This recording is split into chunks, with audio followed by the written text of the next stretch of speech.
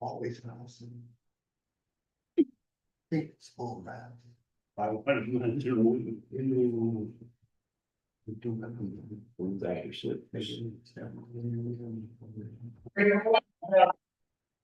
Go, wait. I'll go to the next place. Okay, previous meeting order, Monday, March 9th, 2026, all trustees present. Pledge allegiance to the flag of the United States of America, to the republic for which it stands, one nation, under God, indivisible, with liberty and justice for all.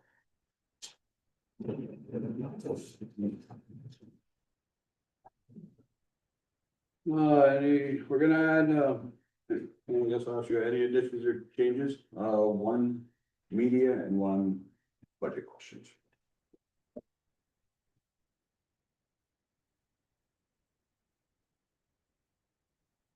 We're gonna add Seth from LCPC for some CD. Yes. Discussion. Yeah.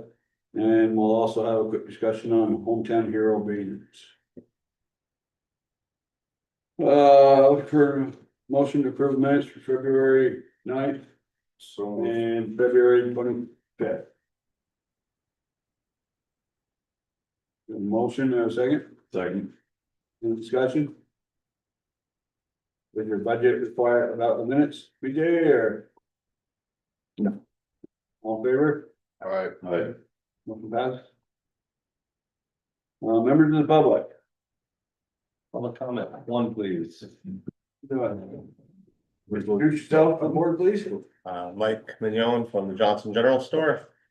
Trying to liquidate some assets to pay for some stuff that needs to happen at the store.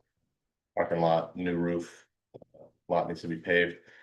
And I'm requesting that we either seek different collateral for the food truck that you guys have for the loan that you gave me, or possibly to just satisfy the loan with the sale of the food truck. It's just sitting in my yard at this point. I'm selling my house next week. I'm listing it. So I either have to move it somewhere, and I'm not gonna get a chance to get it up and running again. So I figure instead of our food truck just sitting there rotten, we either satisfy the loan or, like I said, find some other form of collateral.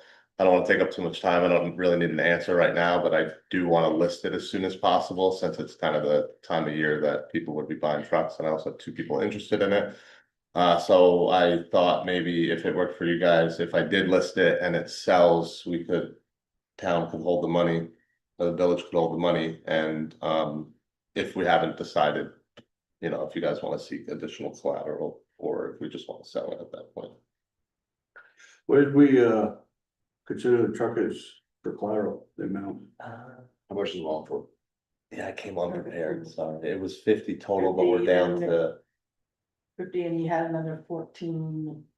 which had something else as collateral, I think, inside the store. I think the food truck was just the 50, and we've probably paid back $1,000 in my head. Yeah. So we're at probably like 40, maybe less at this point. What are you expecting to get out of it? I'm not sure. I'm gonna sell it probably bare bones, because I took those few things out and I'm using them in the store, and I don't want to have to sell those with the truck. So I would look to probably get, I don't think I'd come down lower than like 34 at this point. So I would, if we did sell it, make the difference up to just satisfy the loan with $6,000, and then I'd probably seek a loan somewhere else. So I'll probably need about 100,000 to do what I need to do at the store within the next like 24 months. Again, it's just more prompted by me selling my house and my tractor, and then just knowing that it's gonna sit, if that thing sits for another couple of years, right? Like, it needs to be used in order to maintain, yeah. Board thoughts? So you said alternative collateral. Yeah, since we're trying to liquidate everything, I'm not sure what that would look like. We did buy the store, we have the real estate now. We have quite a bit of equity in that, but I don't know how like second positions or anything like that work, so. And then there's a lot of stuff in the store like new equipment that I bought, but again, I'm not sure what that would be value wise for like collateral for you guys. Well, I mean, if you sell the truck, that is the collateral, so that would have to be paid in full, Right. okay? Well, also, when we loaned the money, it was on the, it weren't just on the truck, it was the food truck and stuff, and you've taken stuff out of the truck. Yeah, there's So like a, now even the value that we loan against, you've taken out of the truck. It's still. it's still my possession though, yeah, like if anything, if you had to call on the loan, right, like everything would just go back in the truck. I'm fine if the collateral issue's an issue, I'm okay just satisfying the loan. I just don't wanna move the truck and have to deal with it really, you know, I'm not gonna get it up and running for at least several years, the store is way bigger, an undertaking than I mean, understand, we're not bankers, Me neither, yeah. and we're all for the store succeeding and Yeah. stuff, so. I just don't know.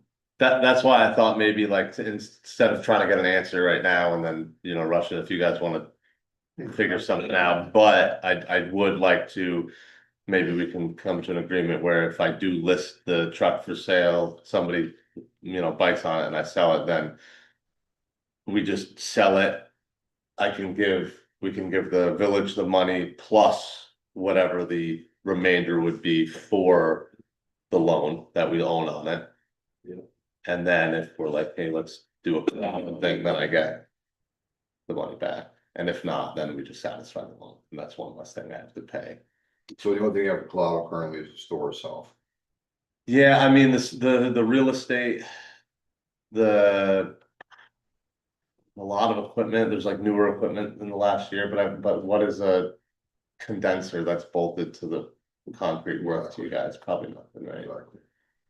I mean, I think you find you'll have troubles if you try to put another lien on the property when he has a mortgage. It's called a second, but, you know, seconds are seconds for that purpose. If it does go, then you get paid second. Right. Um, We did have valuation at the store 2 months ago at 1.3 million. is that That's with the business. that's the building block and. The lot we got valued, I think it was at 550. And I have the mortgage is only 320 on it. Well, there's quite a bit of equity in the building. The only problem with real estate is you have to get the line on liens. Yeah. Well, yeah, that's what I'm saying, because if it's a Second second position, mortgage, you still get paid second. The percentage of equity, in the current market, I'm not exactly sure what that would be as far as being a safe bet. Right. I think I echo what Kenny said, we really want to see you succeed. But we also can't take the public's money and, you know, do it in a manner that's just putting that at risk. Right.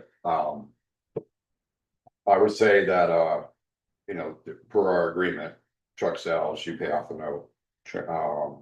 And that would be one action, and if you were looking for additional funds, that would be a whole separate action, so you have to come to us with a proposal of what you've got for equity. And how much you're looking for, so that we can, personally, I think we should do that on that basis, not on a. Not on a. Yeah, it's less complicated.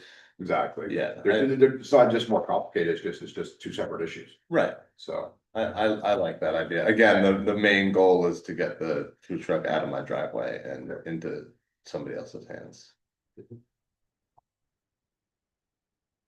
Rosemary, you got any thoughts on it? I think it's fine as long as once he sells it, he pays off the note.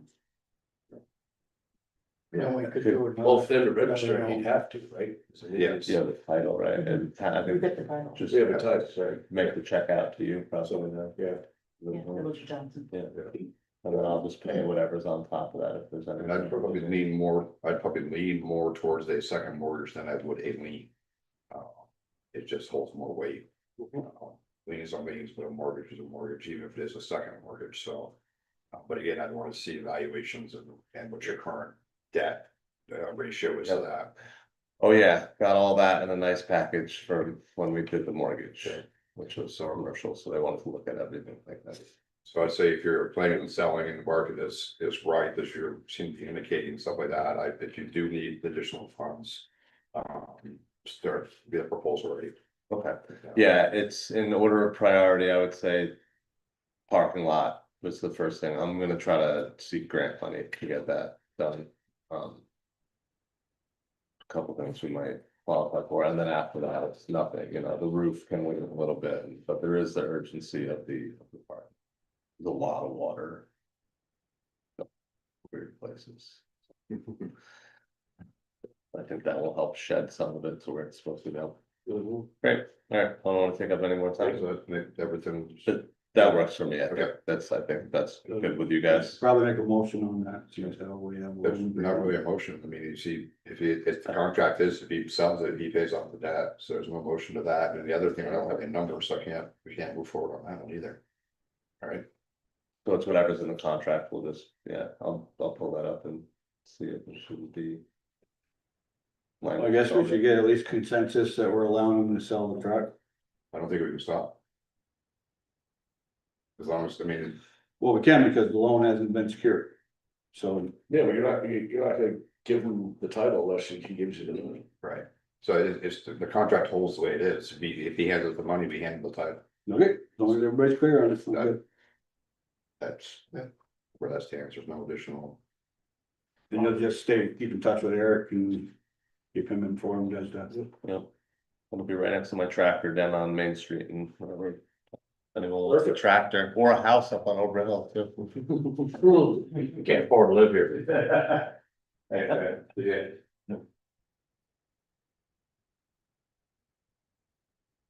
Treasury report.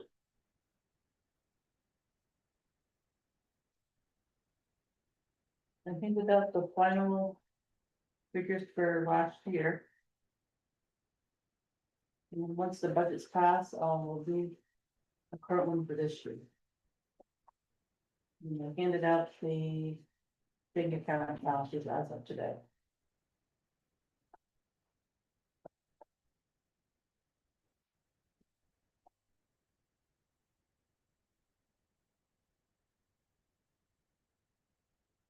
So if we do go with, new water lights, truck Rosemary, I think we've discussed it before, we're gonna go to the revolving loan fund, is that correct, people? We've discussed the option, yeah. That, I mean, that makes the most sense for us, I would assume. And that shouldn't be a big deal on our end, just. We do just write something up and have Eric sign it. Or me sign it, or the board sign it. Just the promissory note. Right. It is a loan, it's not a. Yeah. Not taking any money from them. You're gonna charge interest? Very, very low. I would say nominal interest, just because it's gonna be paying back into the fund. But it's significantly better than pretty good private loan or. You want 1 or 2%? What's auto loans going for right now? It's gonna be pushing what, 5, What was that? 5 or 6?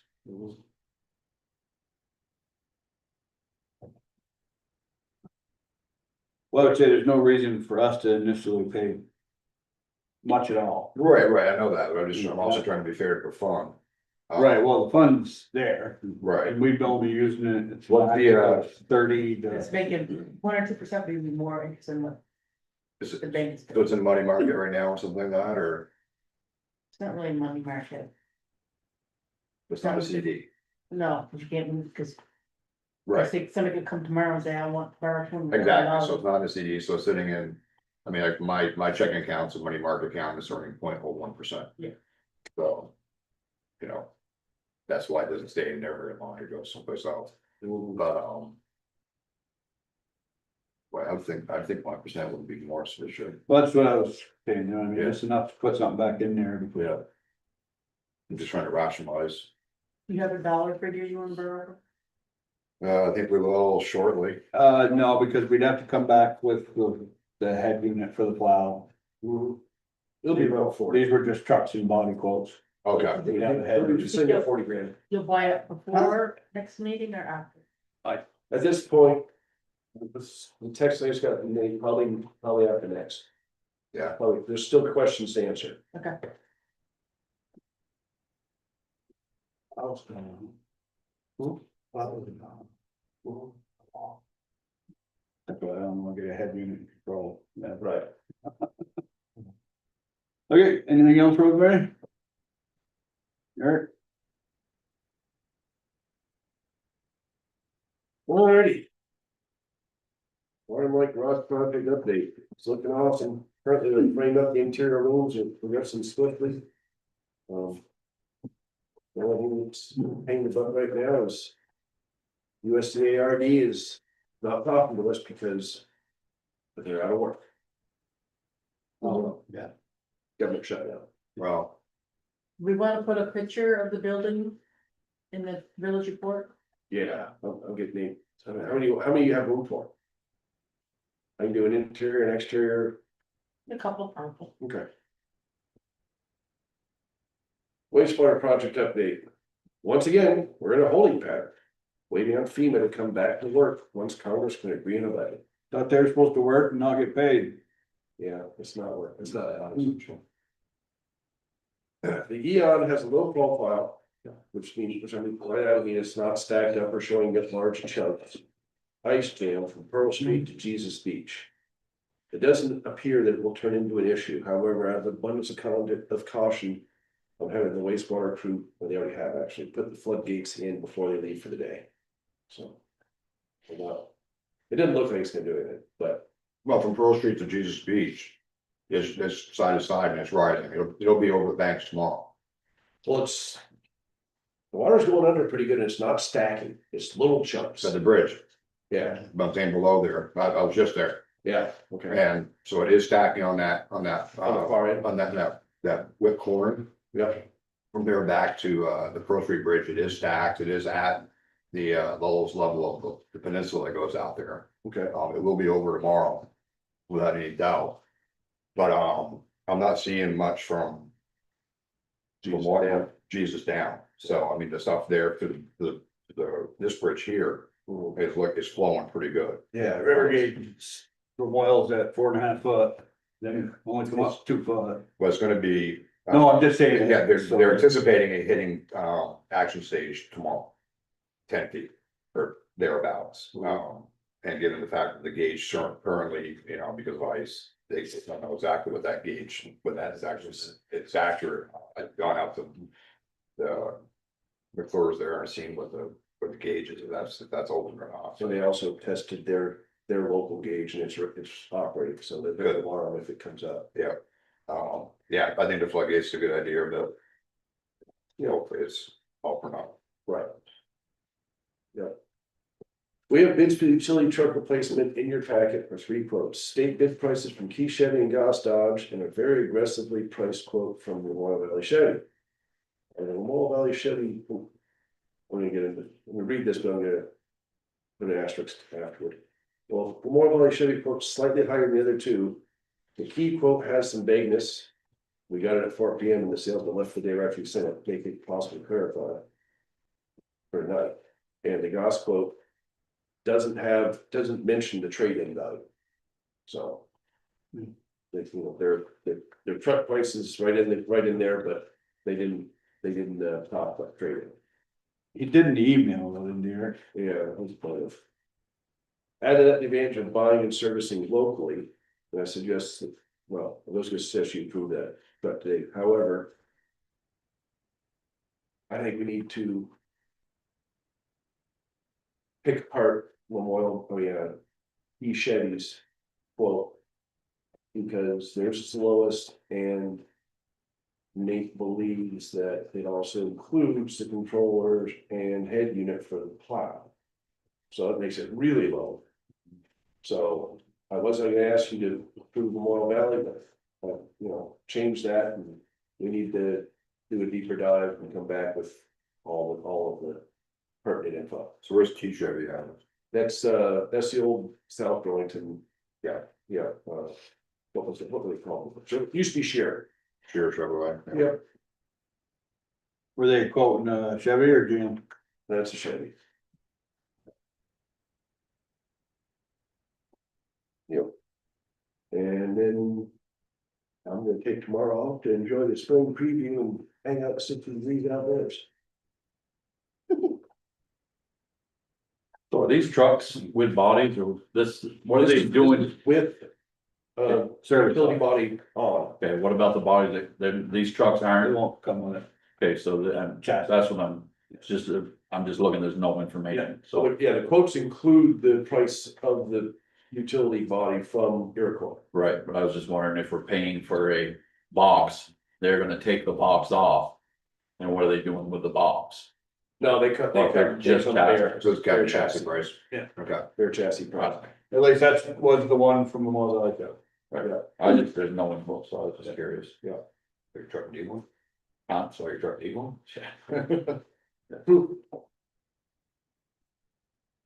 Now, are all these bodies gonna come from Iroquois, from all these dealers? I don't know if they're all Iroquois, but at least two of them are. Well, I'm just curious, they're none of them the same price. They're all the same body. Yeah, that was one of the things that, Nate says he should have done differently. Is. The first quote he went for. He didn't ask for aluminum, he asked other ones for aluminum to see the price difference, which is pretty negligible, really. And so, if they're that close, he'd prefer aluminum if he can get it. Because that way. That's the old hopefully house he can longer. Pull it off of that truck and put it on the next truck. But it don't We've work got the like that. better warranty. So it don't work like that. It's built body specific. Everybody's gotta remember that. Yeah. Yeah, Frame if you, specific. if you're frame specifically, if you have a major change in, you know. The wheelbase Chevy. between them Dodge, Chevy and Ford are different. Right. Right, so if you still roll with a Chevy to Chevy, Maybe it's the same. could be, I went from 15 to 18 in the head unit and the controls for the plow and everything's changed, so that. but it could be the same. Yeah, you know, and in my opinion though, is that we're not gonna keep it long enough to make it.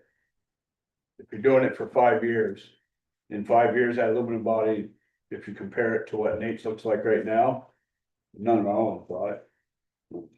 The utility, so. It says there's. But, What's the warranty on Chevys? 3 years, 36,000. 3 years, what's the warranty? on- 100,000. What's the warranty on the Dodge? They're all pretty similar right now. Yeah, they're all usually 3 All years, usually 3 years and 100,000. 100. Only on 3/4 tons, they're 100,000. That's we're looking at. Well, I was just wondering, this Dodge want more, but if it's got a 2-year more warranty, No, they're all. Let me just say, I'm not positive. But right? all the advertisements and stuff are all 3 years, 36,000. This is a 1 ton, right? 3/4. Well, value, he's lower. Oh, You did, they're not in the Yeah, state bid 25. program and they're only $1,000 more.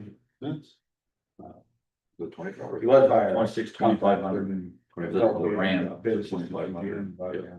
Chevy's is 2,500. Tell them I that. can get you a number, you can get $9,000 more On what? on the truck. I don't want nothing. I was just trying to get the prices down when I was doing. And also, just so everybody's aware that I was working with Mobile Chevy getting this down.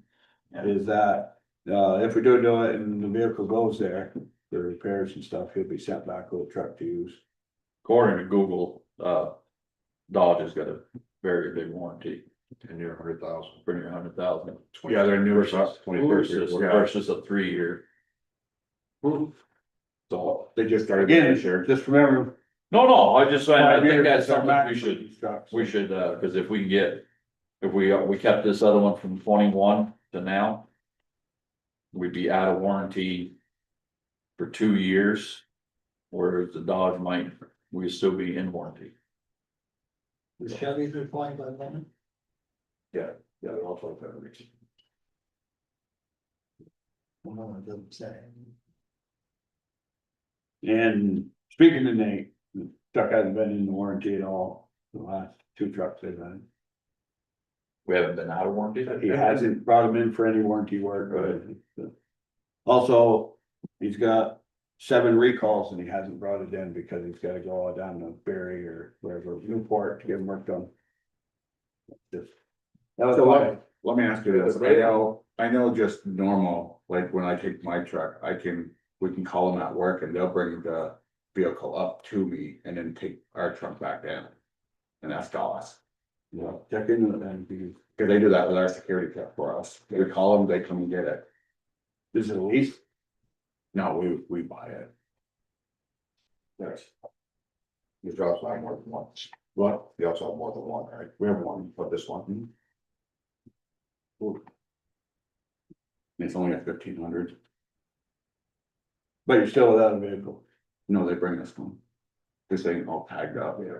Most of the problems that the current Ram has had have been run through brakes and some front suspension issues, all of which aren't warranty items. So, brakes, no, front end, yes. They covered mine. It's kind of a hit and miss. Right. Really, different vehicle, different brands. I think like, my- stuff like that are wear items. Right, brakes offsets, no matter what truck you got, it's gonna have an issue, but, the front end issue I had with my previous truck. Signed on dotted line. So let me ask you this. I know with ours, we have a warranty on it and we don't have to just take it to Dodge. We've literally had it go to St. Albans, new car because we did it and ours is a Ram. And so can they do that around here too, or no? More about the part, or one part, so we didn't first. Yeah, because Ram didn't have it, but new car did, so we had it go to them. They're still Dodge though. Oh, I know. Yeah, there's section and stuff like that. You only can get parts from Dodge dealers. Yeah. So like if we bought this truck from the other Chevy place and we needed work done, we take them all out. Mhm. The warranty. Gotcha. But There is advantages, what? there is advantages to having that high side. Yeah, and like I said, I weren't trying to push it too much besides the fact that they're local. And if we do send them off for warranty work and have to have, them if they don't come and get it, like BJ said, and we send somebody to Newport twice, there's your $1,000. You're going up, waiting for the work, coming back. And these have all been, That was for the Dodge difference. they'll all, And I see the Warranty, Dodge price is even up different to now, it's $1,000. actually more. So, I mean, they're 2,500 work truck, you don't go to warranty the plow on a 2,500. I don't know, I'm not a car dealer. Yeah. You know, some of the, mine is warranted too, 89,000 miles, 8 years. Yeah. It's cause I put extra warranty on put it, extra on it. but for the 3 years, 36,000 with 3/4 ton is a plow truck, it'd be covered. Dodge is up there, I'm sure they're covered. Yeah, like I said, I don't know, there's nothing, there's just some prices here, so I'm just asking questions that Yeah, should have been. I'm gonna Here, check on yes. that.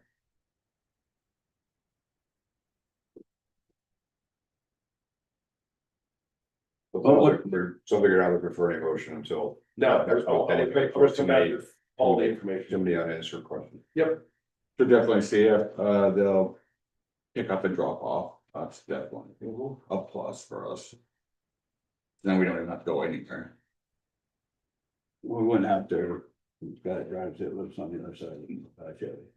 But you, Yeah, control stuff. like yeah, that. we check on that in the offsite ones, the South Bulletin. Salt brown and berry. Clear. Mhm.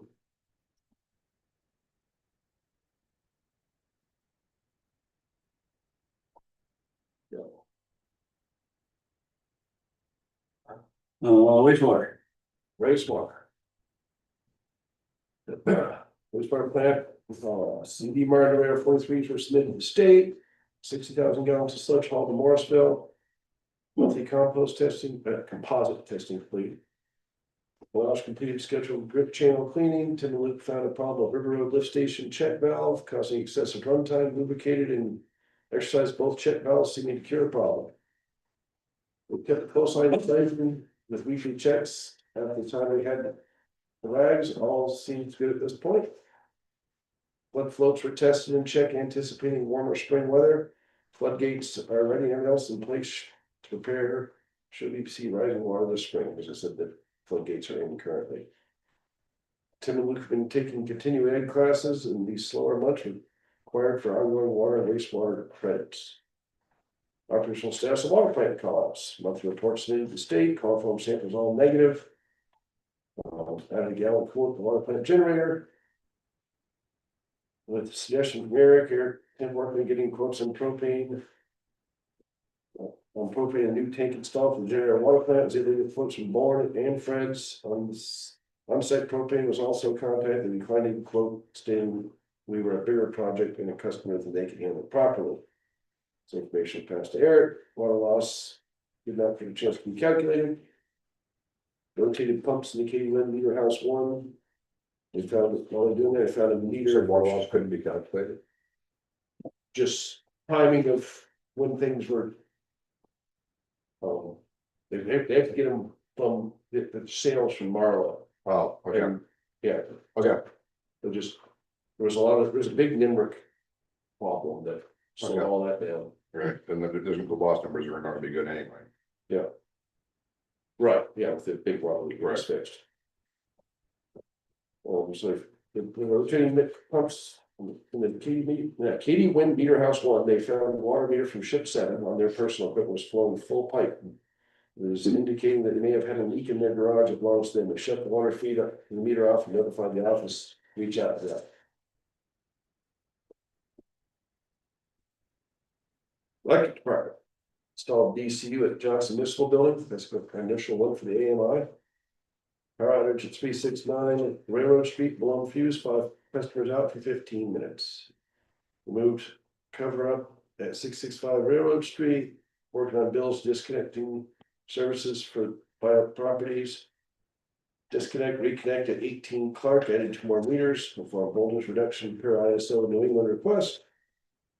Installed demand meter at 11 School Street, overhead doors were installed, new shop, electrical interior walls being installed. Attended bi-weekly meetings for the shop. The monthly meter, high reading, high low checks, substation check and dig sit. Water leak 54 Park Street, turned off the valve, water leak at Meter House 3 in West Highland fixed, one at 103 Lower Main West, broken saddle on 8-inch main, 25 customers affected, had boil water for 24 hours, tested good. Had assistance from the town crew and the wastewater crew. General department, picked up snow all over the sidewalks, installed a rear camera on the S595 Bobcat. Which kudos to Jeff. You found one on eBay that was still in the box for less than half the price of a new one.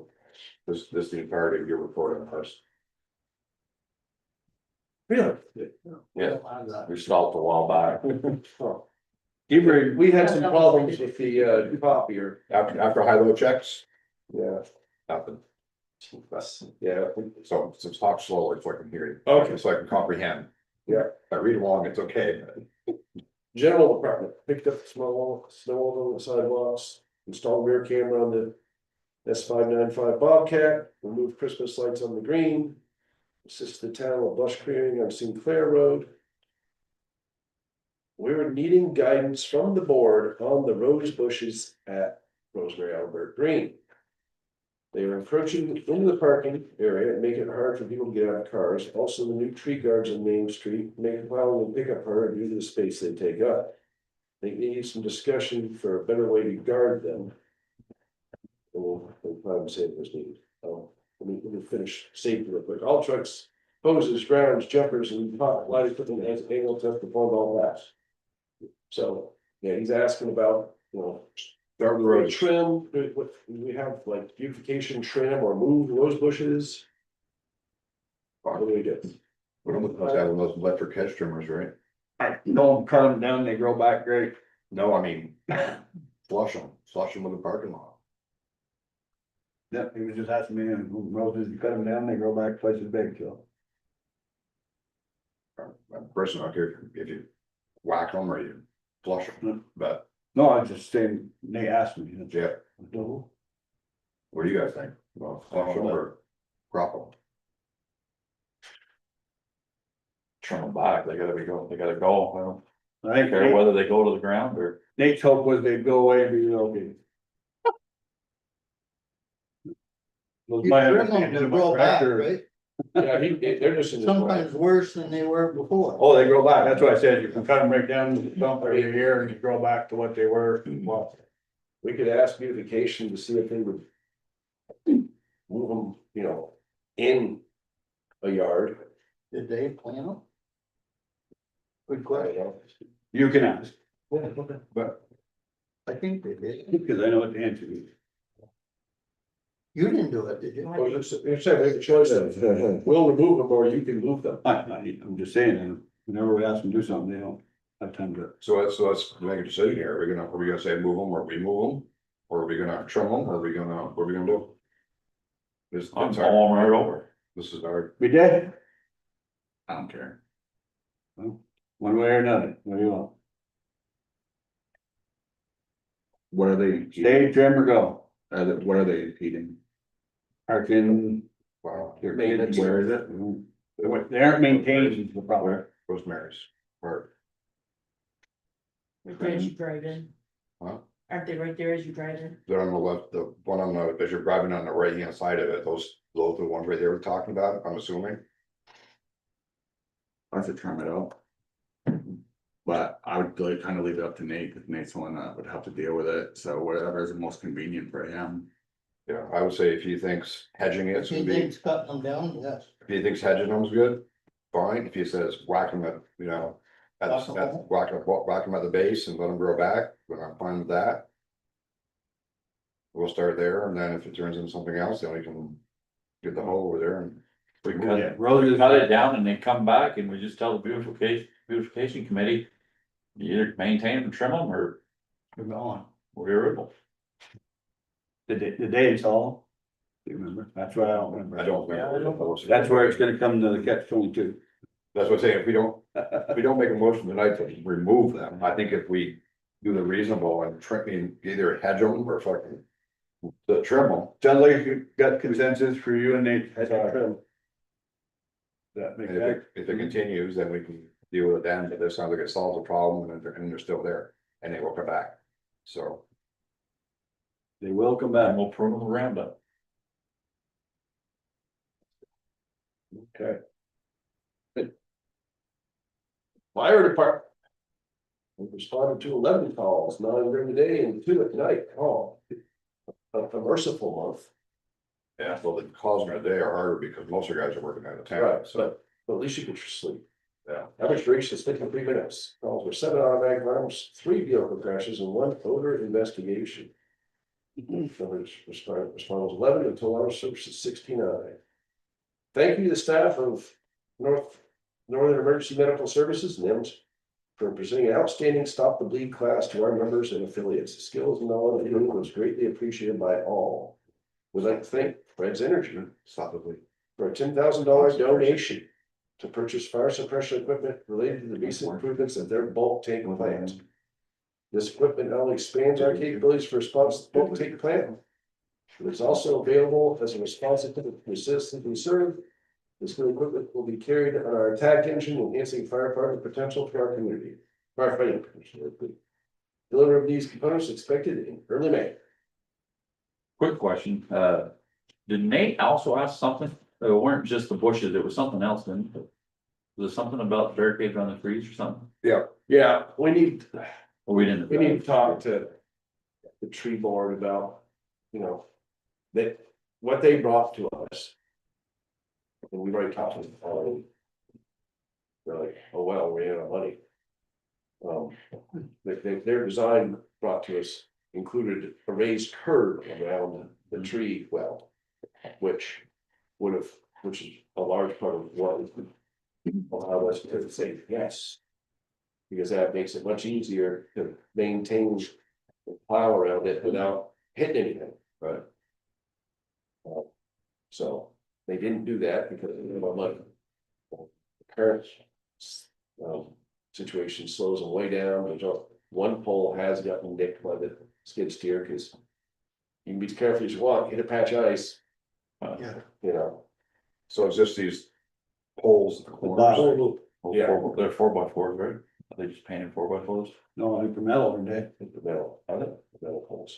And so one of them's got a little Yeah. scar. Oops. So we did, we There's no spoke to them afterwards and. Basically, they said they didn't have any money to finish the project and left it the way it was. So. I haven't done anything with it since. All we do is ding one pole. And they didn't, what they needed to do to protect them, but a raised curb, then Right, it is what it is. it's just a point of frustration. Because, you know. That was his spec and. They put it. Which we were told years ago that those trees aren't getting bigger. Yeah. Mm, Shaggy version for my place.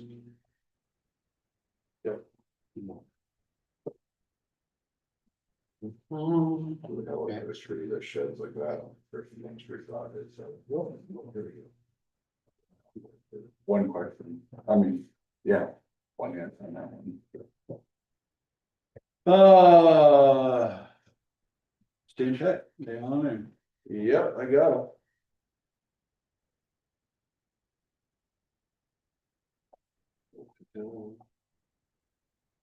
All right, Stan Tech, you're in the meeting and it's your turn. Sidewalk, And you must have a, if we go forward with, yeah, this study is awesome. why. It's not. Nobody knows. There we go. Cheers.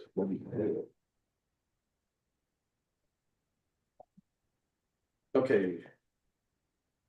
Madison, can you test your mic for me? Just say something. Testing. Perfect. Perfect. Testing.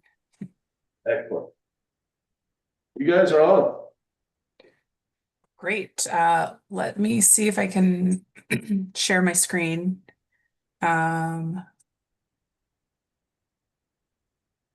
Navigating between different virtual meeting platforms. Okay, here we go. Looks like I have to request sharing. Getting there. Now you should Okay, be able to do it. great.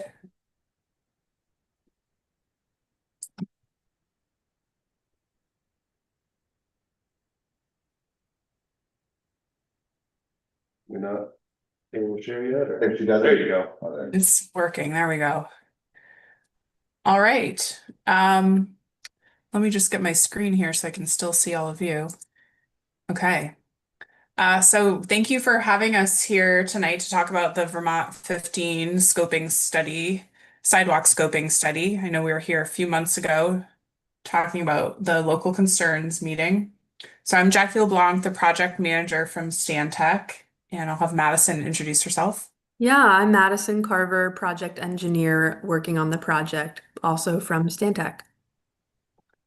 So we have a few slides to review the project area, the study purpose, and the two alternatives we've developed, and then we're eager to hear from all of you.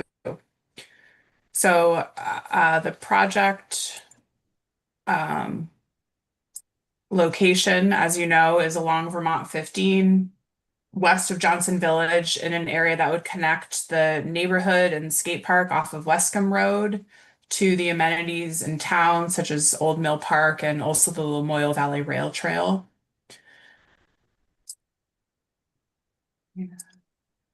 Looking closer at the location, we're specifically looking at where a sidewalk could be added between the existing sidewalk terminus and Wescom Road, and we also looked at where the sidewalk terminus ends on the north side of the road.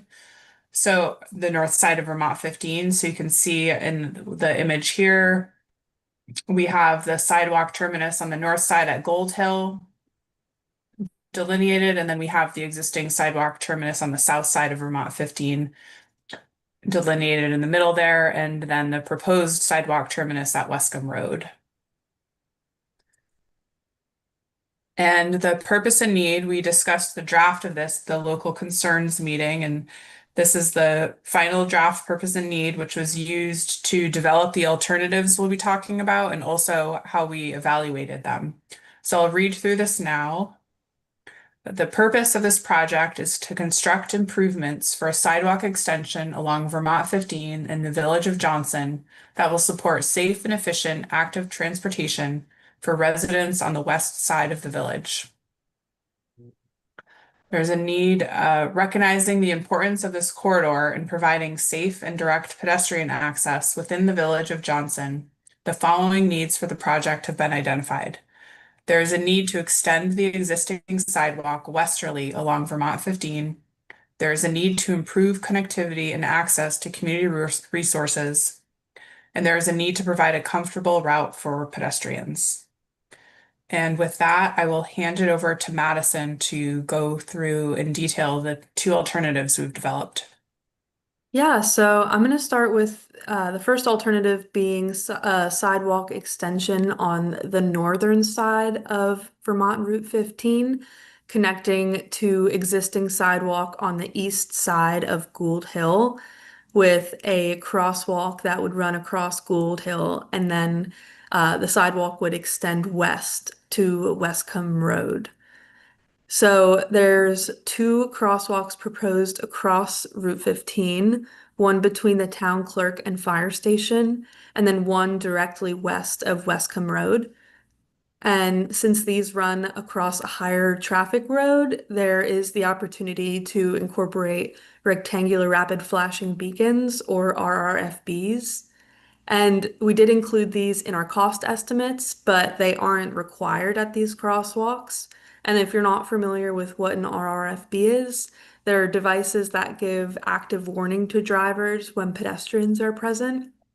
So the pedestrians press a button to activate flashing lights that signal to drivers to yield and increases visibility at the crossing. And then as an additional measure, approach signage, as shown, there's some examples on the bottom left of the screen here, would also be added to warn oncoming drivers of the crosswalk in advance of it. And then in areas that are more constrained, such as areas with ledge, blasting of the ledge may be required. And then in most other areas, 5-foot sidewalk and a 5-foot grass strip is proposed. And the grass strip gives a physical and visual separation between the pedestrians and the vehicles. It also provides the ability to deal with stormwater as well as snow storage. And then in those constrained areas that we mentioned, there would still be a 5-foot sidewalk, but no grass strip. So it would be curbed sidewalk instead, which still provides a degree of separation between the drivers and pedestrians. And then where curb is introduced, closed drainage would be added, so catch basins and new stormwater piping. And then new pipe and ditching would be needed behind any impacted drives. Next, the sidewalk portion in front of, could you go back a slide for just a second? Thank you. Almost done with this slide. So the sidewalk portion in front of the residence west of Gould Hill would have a retaining wall placed behind the sidewalk just due to steep slopes in front of this residential drive. And then lastly, again, there would be a crosswalk across Gould Hill, but Gould would also be realigned to kind of form like a T intersection with Route 15 and create a curb bump out on the eastern side of Gould Hill.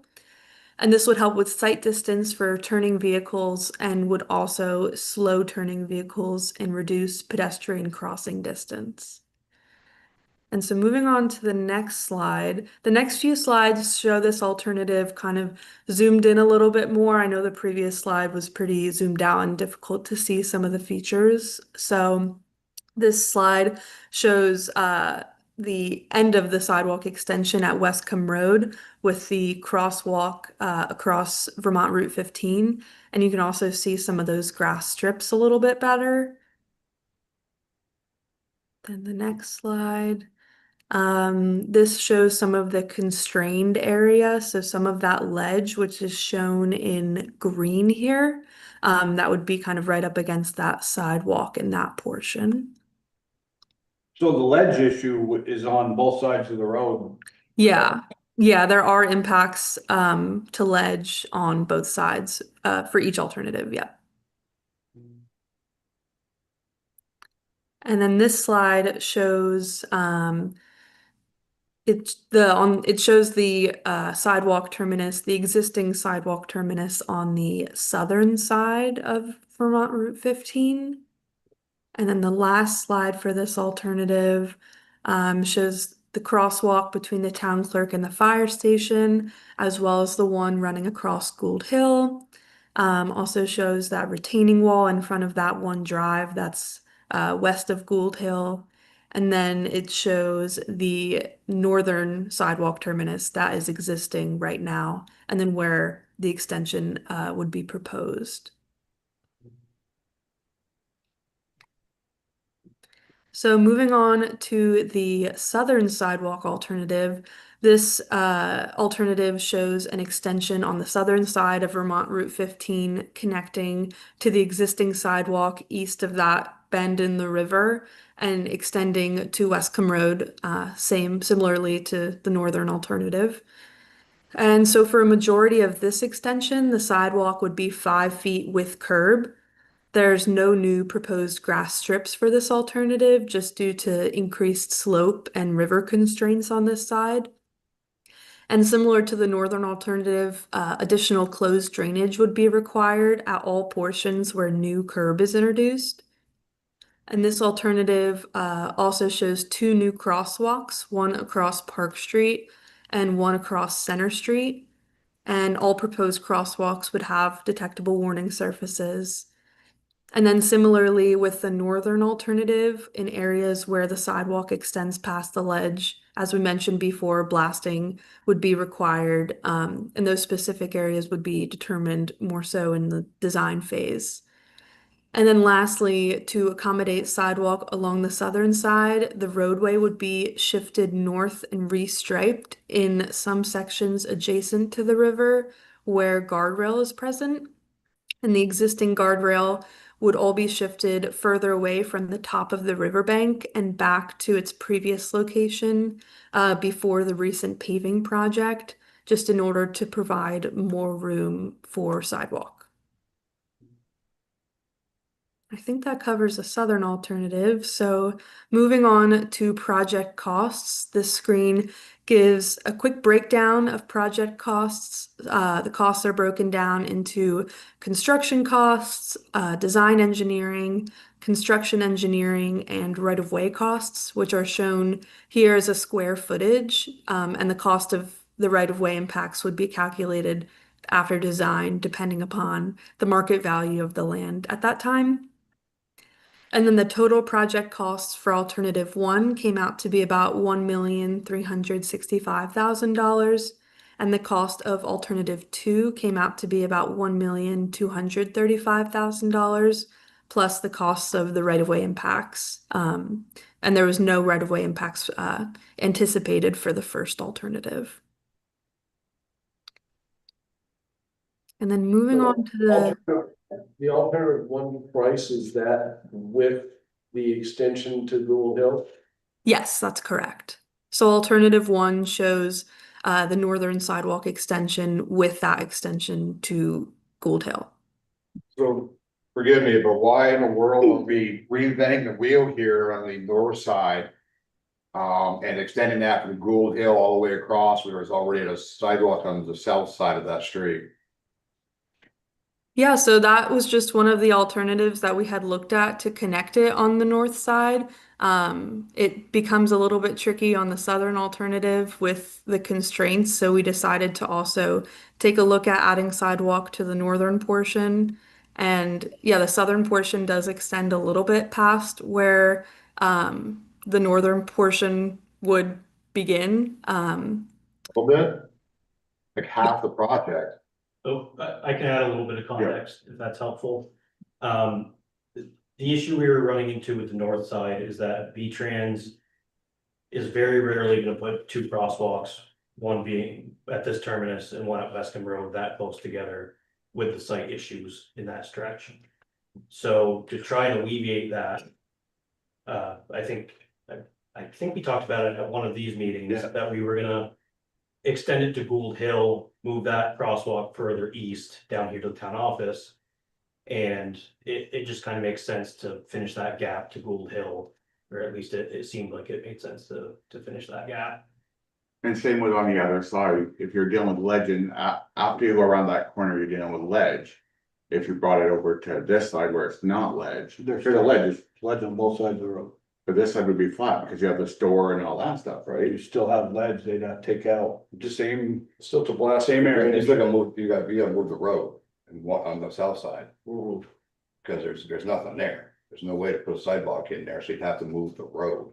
That's why There's a patch of land there. Not big enough to extend the road. that's why I took it.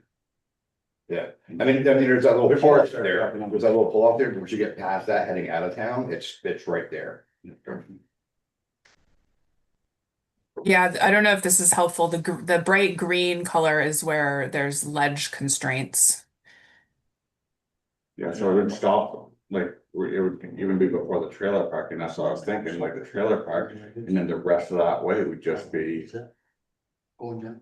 On the south side, there's no ledge issue there, yeah, right there. I think they were also, last week, we left it where we were looking for kind of a price for north, the short north or the long north. Like right across that, just where the Short. river bends. Gets close, right there where your cursor is, there's a fair amount of room from the road to the first piece, the ledge. So that is, On the there's thicker green line is showing the ledge. By the river, that is showing where the top of the bank is and where the brush line kind of begins. So there's no ledge in that bend. Right, but on, above the bend, right there, where that ledge is, right from the bottom of that ledge to the edge of the asphalt, Mhm. there's a fair amount of room right there. I don't understand why you'd have to blast. They're trying to get a green space in between so that when the state plows, they don't fill our sidewalk after we've done it back. It's like kind of on Main Street. They're gonna do a curb, they're gonna do a curb next to the river, but then do a green space. We don't have the room without moving the road, like you said, to do a bigger space, green space. Right, so why can't we just continue that curb through to the ledge side? I mean, that's gotta be cheaper. And you've also got the issue of, so crosswalk thing, state, we can't control that, obviously. But if we put a crosswalk at Gould versus putting a crosswalk here, Right here would be okay, so it's just down, terminus would be down. but I'm just saying, why are we screwing around with Gould Hill? Well, we can terminate it here. Mhm.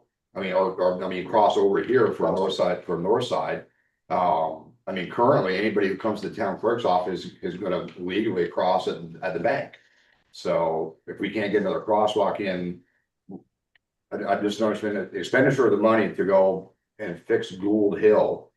And deal with the ledge directly across from the fire station, can be all be solved in cost savings to put a crosswalk. At the town clerk's here to go for a north side sidewalk. And on that side, there would be retainers too, a retaining wall because of the bank, right? Right, So it'd take all that away too. right. And then we could probably want the sign facing that way on the sidewalk saying last crosswalk.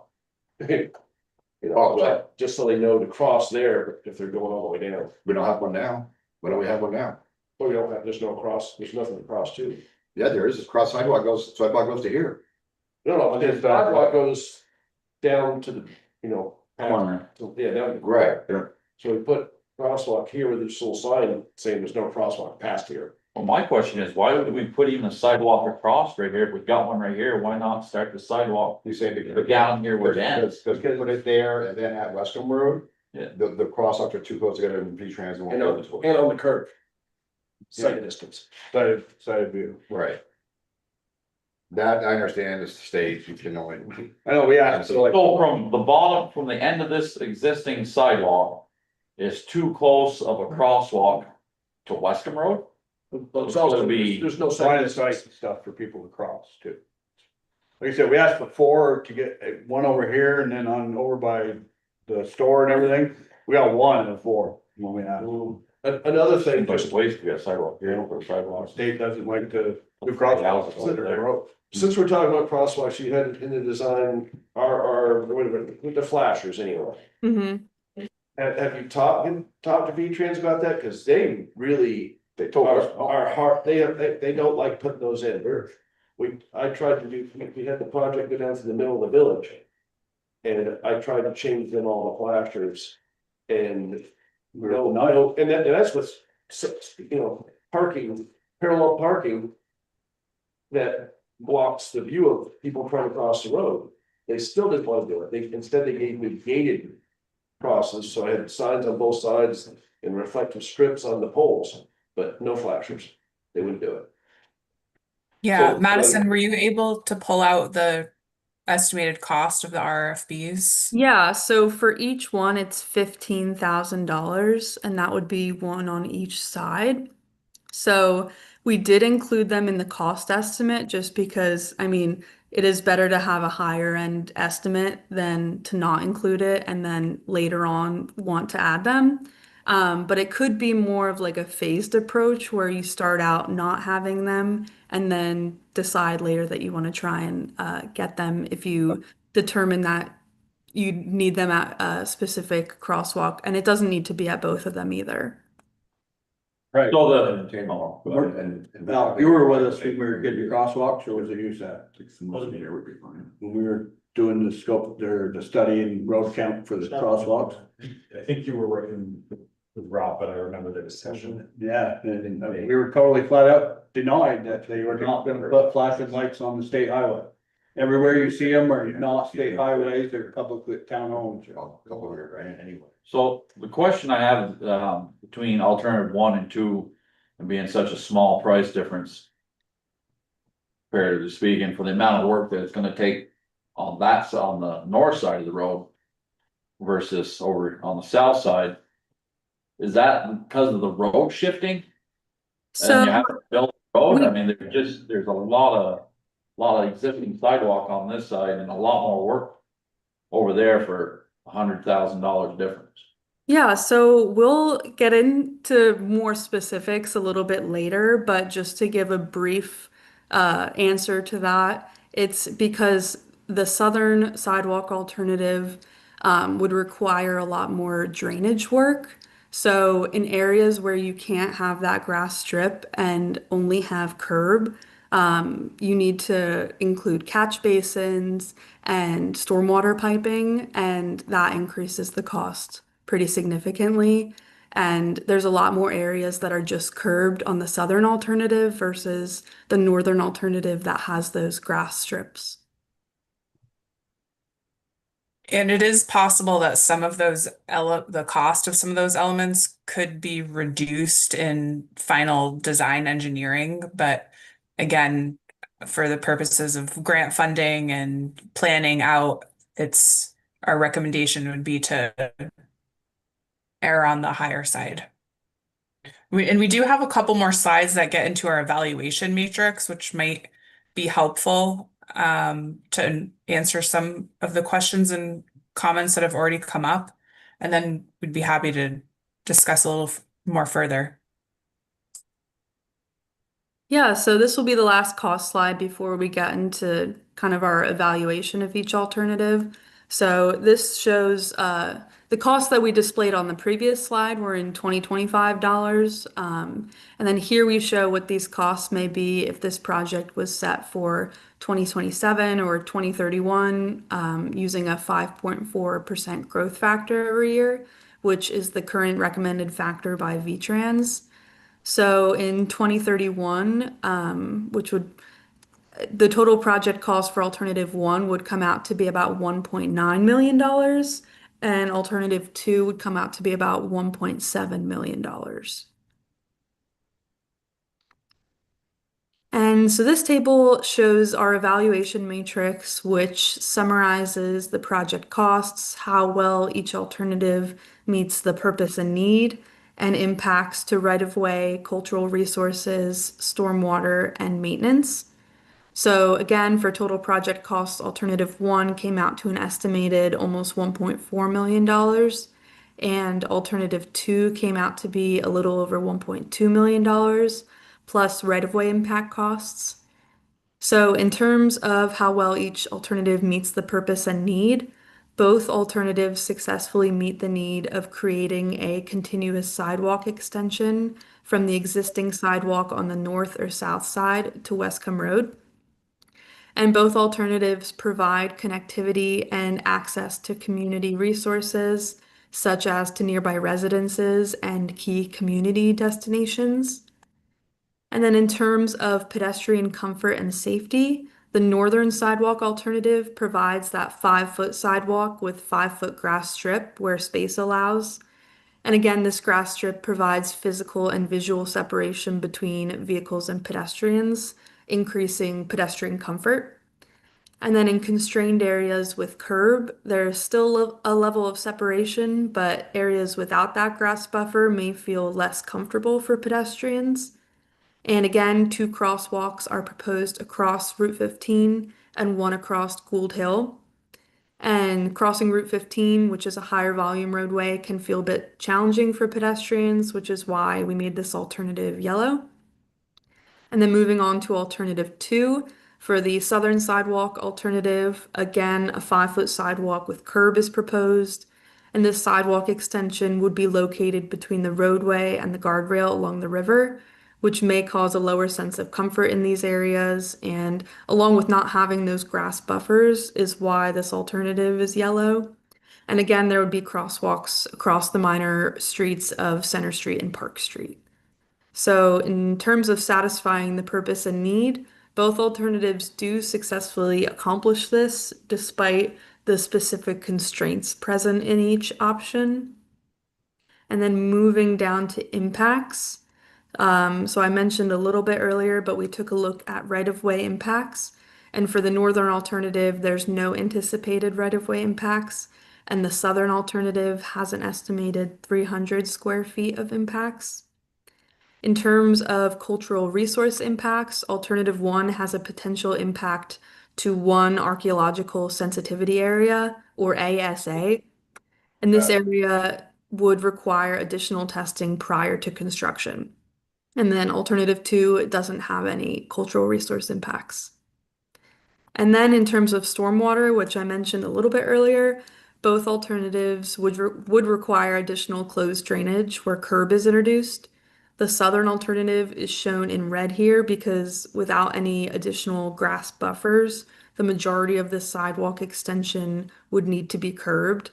And so a much more significant amount of drainage work would need to be done compared to the northern sidewalk alternative, which is shown here in yellow. And then lastly, in terms of maintenance impacts, alternative 1 has 5 stormwater structures, 2,900 feet of sidewalk, and about 500 feet of curb that would need to be maintained. And then alternative 2 had an estimated 7 stormwater structures, about 1,500 feet of additional sidewalk, and about 1,200 feet of curb to be maintained. So both would have ongoing maintenance impacts. So both are yellow.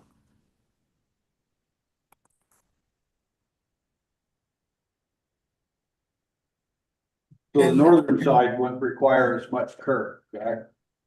Correct. Yeah. So everywhere where there's a grass strip, curb is not required. And there's a smaller portion on the northern sidewalk alternative that really only the area that's constrained by ledge would need to have curb.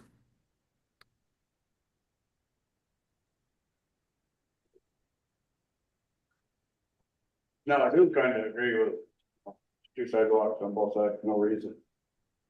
So maybe we could get away with just the crossing over there, not putting the crossing here, and they can cross over by your house, middle of town.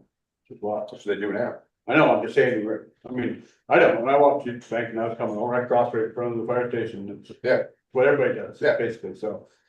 But if we could still get to 2, one over by Wescom Road, and then one down here where it terminates. We could eliminate a lot of sidewalk on that But side, at the very least, but at the same time, most of our residents are on this section of the road is on that they're gonna side. be after the buyouts. That side is not getting bought up. That's what I'm saying, that, most of them are gonna be over there because of the buyout. So. That aside, because the work has been done to estimate costs, I'm assuming it's really easy to remove it, right? So. At the very least, I'd like to see a project estimate on the sidewalk in front of either the town clerks or, town clerk here. And having the sidewalk built on the north side from there down and do away with the whole intersection of Gould, rerouting the driveways. And the ledge and the curbing to be able to keep the slope back.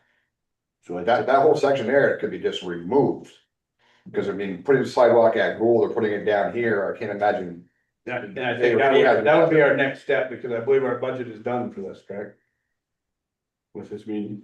Pretty well. Um, Yeah. we have some minor refinements we could make, so we could probably make some adjustments to cost estimates to provide some ideas.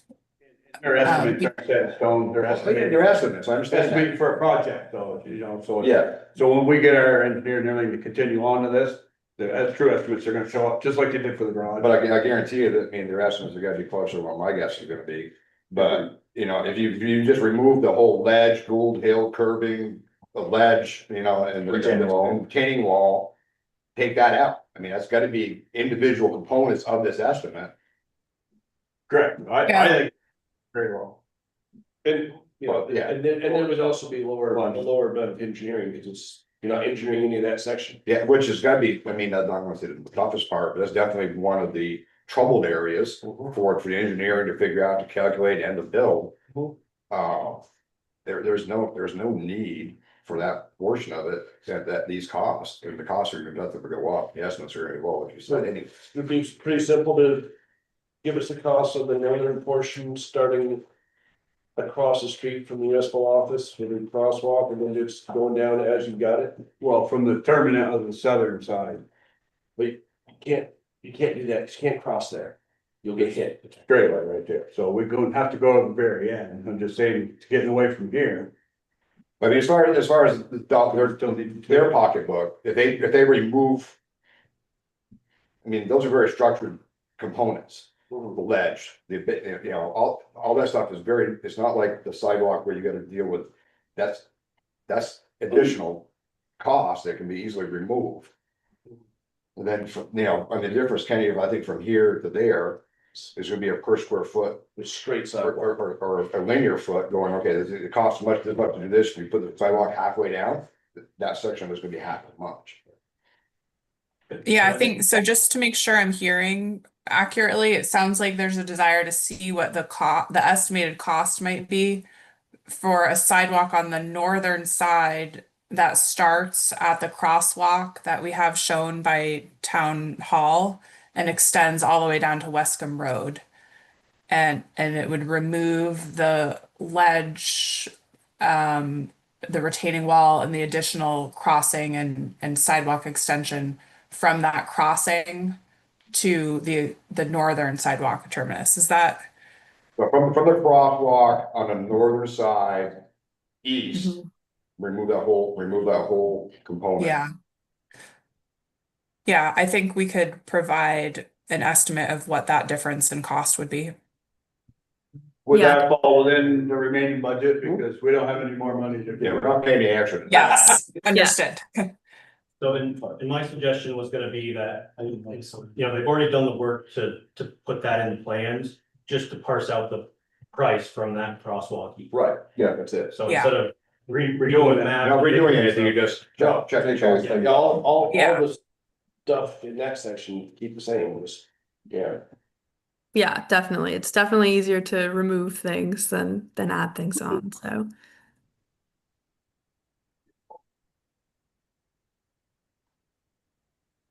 What else is needed from us?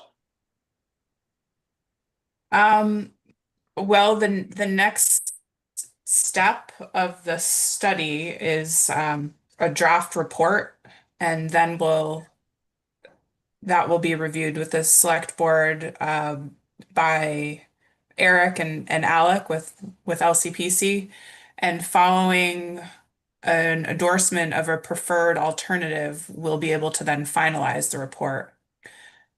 And it sounds like there may be more discussion needed by the trustees to endorse a preferred alternative. But if that was something that you wanted to discuss tonight, it could be something that could be discussed and endorsed tonight.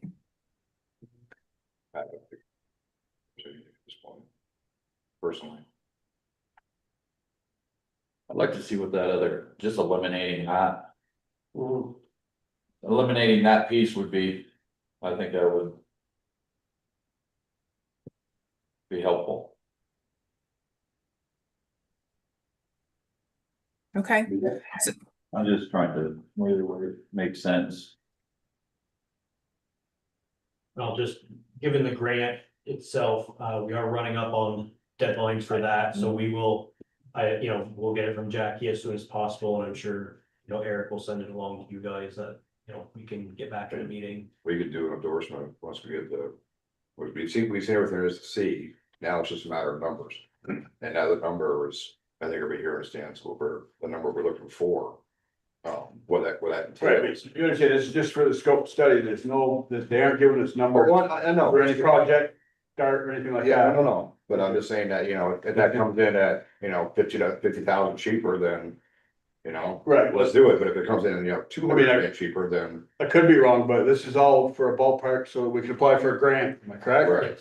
So you. Yes. So we don't want bulk, we don't want dirtbag cheap, because we're trying to apply for a grant to get this paid for. Right. So if we remove too much of the project isn't gonna be as acceptable or falling on Senator Welch's or Balance or Sanders' desk for the congressional spending.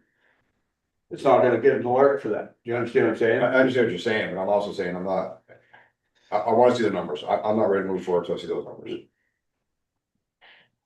That's me personally, but. Just curiosity, going on the north side, when you go through that pull off, what was the plan for those pull offs? Just before the ledge? No. Yeah, so for the northern alternative, just because the Running that sidewalk would kind of go into those pull-offs, we proposed that a little, yeah, there. Right, yeah. Yeah, so we wouldn't, with the grass strip and the sidewalk, we wouldn't have the pull-off anymore. Yeah. Yeah, that's why they're here. I have one question. You guys thought about speed limit? We can't change That's this. not our purview. Set by you guys? No, so the state sets the speed limit on the state highway, this And the would, town has to request it change, Yeah. not us. but Really? these, We have nothing to do with this. these prescribed methods. Can help reduce speed through the village, having that arrow or. I wouldn't want a sidewalk with a 35-mile-an-hour speed limit there or a 50-mile speed limit. Well, it's not 50 there anyway. I mean, when we did the Main Street project, they said, oh, it's gonna slow traffic down, but. Mhm. Well, I think if you could just get that number knocked out, give it to Eric, he can touch base with us. Once I see that, I'll be, Really? calling that alternative 3 or C or whatever we. count Yeah. for. When was Senator Welch's congressional spending deadline? Well, that's what So says here. this week, correct? Says here to talk about that. Oh, The deadline for Senator Welch? 27th, is it, or?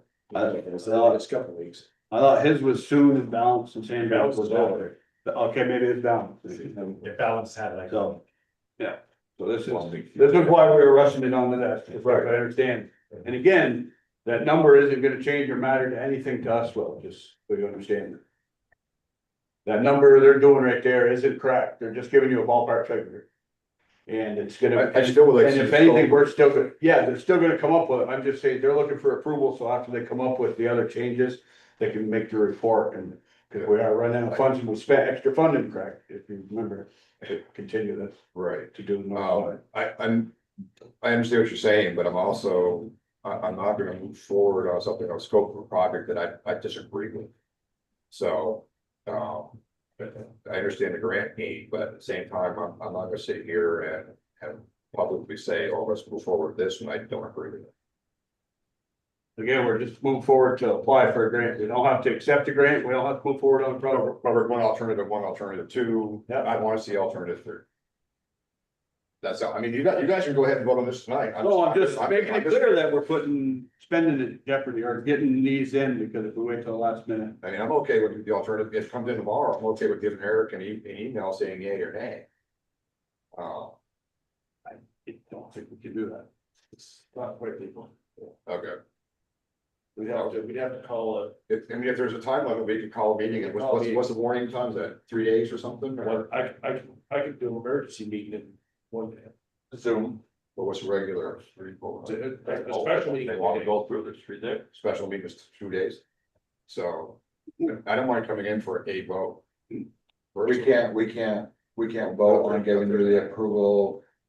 No, it has to be Yeah. done publicly. You're spending, you're dealing with money, you have to do it at a public meeting. If it's an issue, vote on it tonight. You'll have, if you get 3 votes, you have a majority. Somebody like to make a motion or do we wanna wait?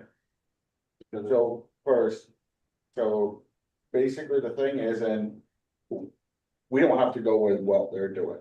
Well, this whole thing is just. Yeah, to we apply need for what the they're doing, grant. we need what they're doing to apply for the grant. They have to Okay. have a scope, well, a study of the scope of the project, and that's what we're I trying to. get that, but that's to apply for the grant. But if we wanted to take out that section, if we apply for the grant with their scope, then we cannot take out that section, or then we can take out that section. Cause I'm with Will on definitely that section should go. There's nothing gonna be said, because, correct me if I'm wrong, but there's gonna be a lot of engineering involved, way beyond what you people did, correct? Yes. Yes. So They're that's, giving us the guidance and doing paperwork to help us apply for a grant. Yep. Am I correct in that? and that grant is not set on this, there can be changes in that grant. It'll use, Totally changed our garage project once. we got Okay, the grant. and I'm fine with going. it would use this study as the basis to build on the next step. So if anything, Okay. what they're gonna come in with is a lower number than what they're giving us tonight. So sounding. So we should go forward, just, So the next next, we're getting the other, dollar amount. They can just let them do their draft. We're not voting on dollar amount, we're voting on Just the process. Just doing the draft report, Getting the report, that's what we're voting on. doing the draft report. So this would be, so this is a project analysis, and the next phase is, Sending to try to get a grant. right, but what's Once you get the grant, what's the correct terminology for the next phase? The design engineering. Design engineering is the next Yeah. phase? after you decide to go forward, to actually build, you do that. and during the design engineering, that's I when mean, that process could be taken out. this process is almost over, it's just draft report with the options, and then final report with the chosen option. That's it. I make a motion to have them go forward with the process of submitting for the grant. No, They're just finishing the Process. report. Finish in their report. Here's your report. They can still come in and give us the estimate.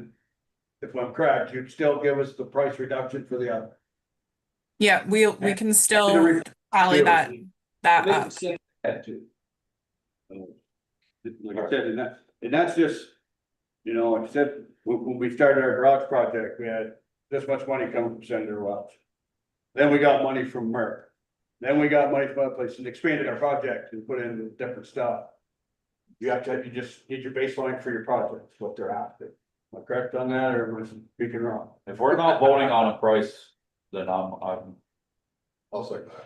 We're not spending anything. All right, No, Besides what we did. We get a motion in a second to let them. What is the motion to proceed with to project draft? to put the project draft.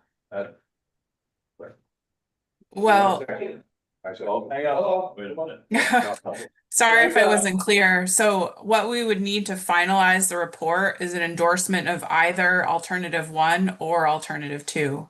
And if you're not prepared to make that endorsement today, that's okay. That can happen after we can continue to work on the draft report and provide the breakout of costs as discussed for modifying that northern alternative. But eventually to finalize the report, we will need the village trustees to endorse their preferred alternative, either 1 or 2. Oh, I can tell you that. how long would it take you to get this Too alternative? much time into this stuff. Sorry, if there was a question, I didn't quite hear it. Get the price for alternative 3 or alternative 1B, whatever you wanna call it. I suspect we could do that by the end of the week. Definitely. And when is that deadline? I think we're still fine as long as we, do this in the next few weeks. So they're gonna get to we'd have to have the answer next week, so we'd have to have a meeting, so. So if they give us that, But if there are 3 people that are here during the day, we can have a 1 o'clock meeting that takes 5 minutes. get a consensus, then got 3 people vote. Yeah. Okay. I have a motion and a second on the floor, so we're gonna finish this vote. Okay. And all in favor? No, Aye, Aye. no. Aye. that's 3 ayes. So what are you gonna get? It has to be alternative one or alternative two, That's right, so we've got, so. we're So gonna that's go why- alternative on the north side. Because With both. we spend an extra $4,000 or $5,000 to do the alternative study for the north side versus the south side. Oh, Jackie, Yes. if they were to choose tonight. Can they choose it based on alternative one for both, to also give us alternative one B? In that report? I don't think so.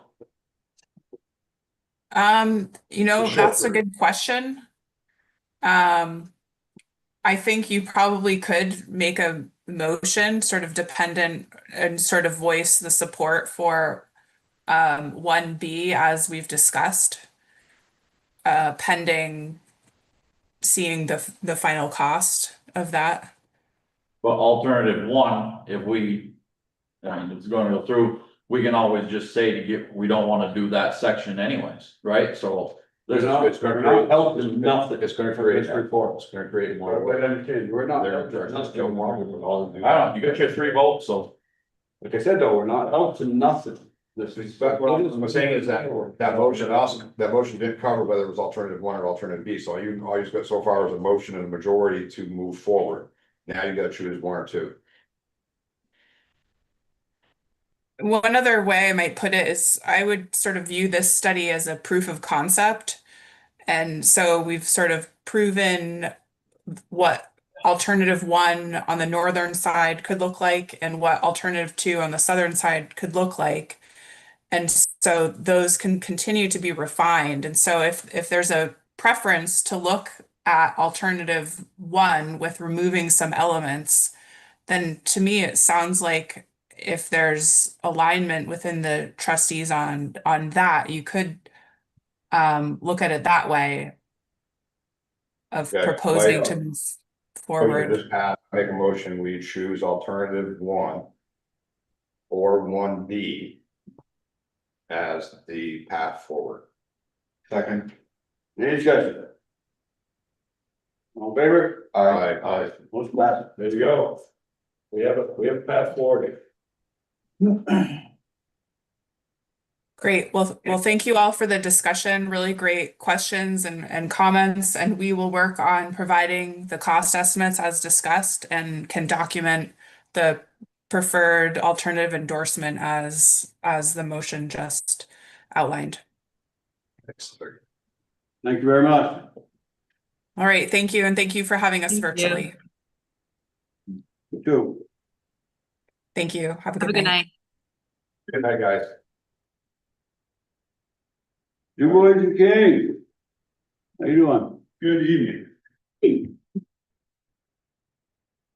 Probably what you went first. No, this was good. I always love carrying over this office too. My name is Andy Hope. Keep up with what the competition's up to. Yeah. So, yeah, my name is Andy Hope. I'm with Du Bois and King. We've been working along with Eric and Seth here on alternatives and preliminary design for the repair of the utility pole behind Union Bank. Our work started back in the fall, just a site visit and assessment of the stream condition and the portion of the bank that had failed. We then started evaluating various alternatives. What you see in the plan is the preferred alternative, but just so you understand some of the things that we had considered through this process. In meeting with Seth and Eric, we had discussed the possibility of relocating a couple of the utility poles to position the pole that's in danger of being scoured away further to the north and west. We know that there's a shallower bedrock condition there. Feeling as though we could potentially anchor that pole down into bedrock and avoid the scour area. We do know that the span from the north side to the south side of the river is pretty much the maximum span.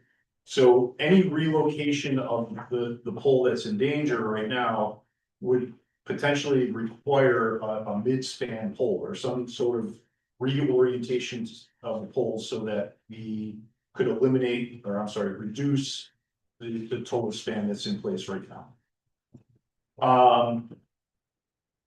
The concept of placing a midstream pole just didn't seem feasible to us.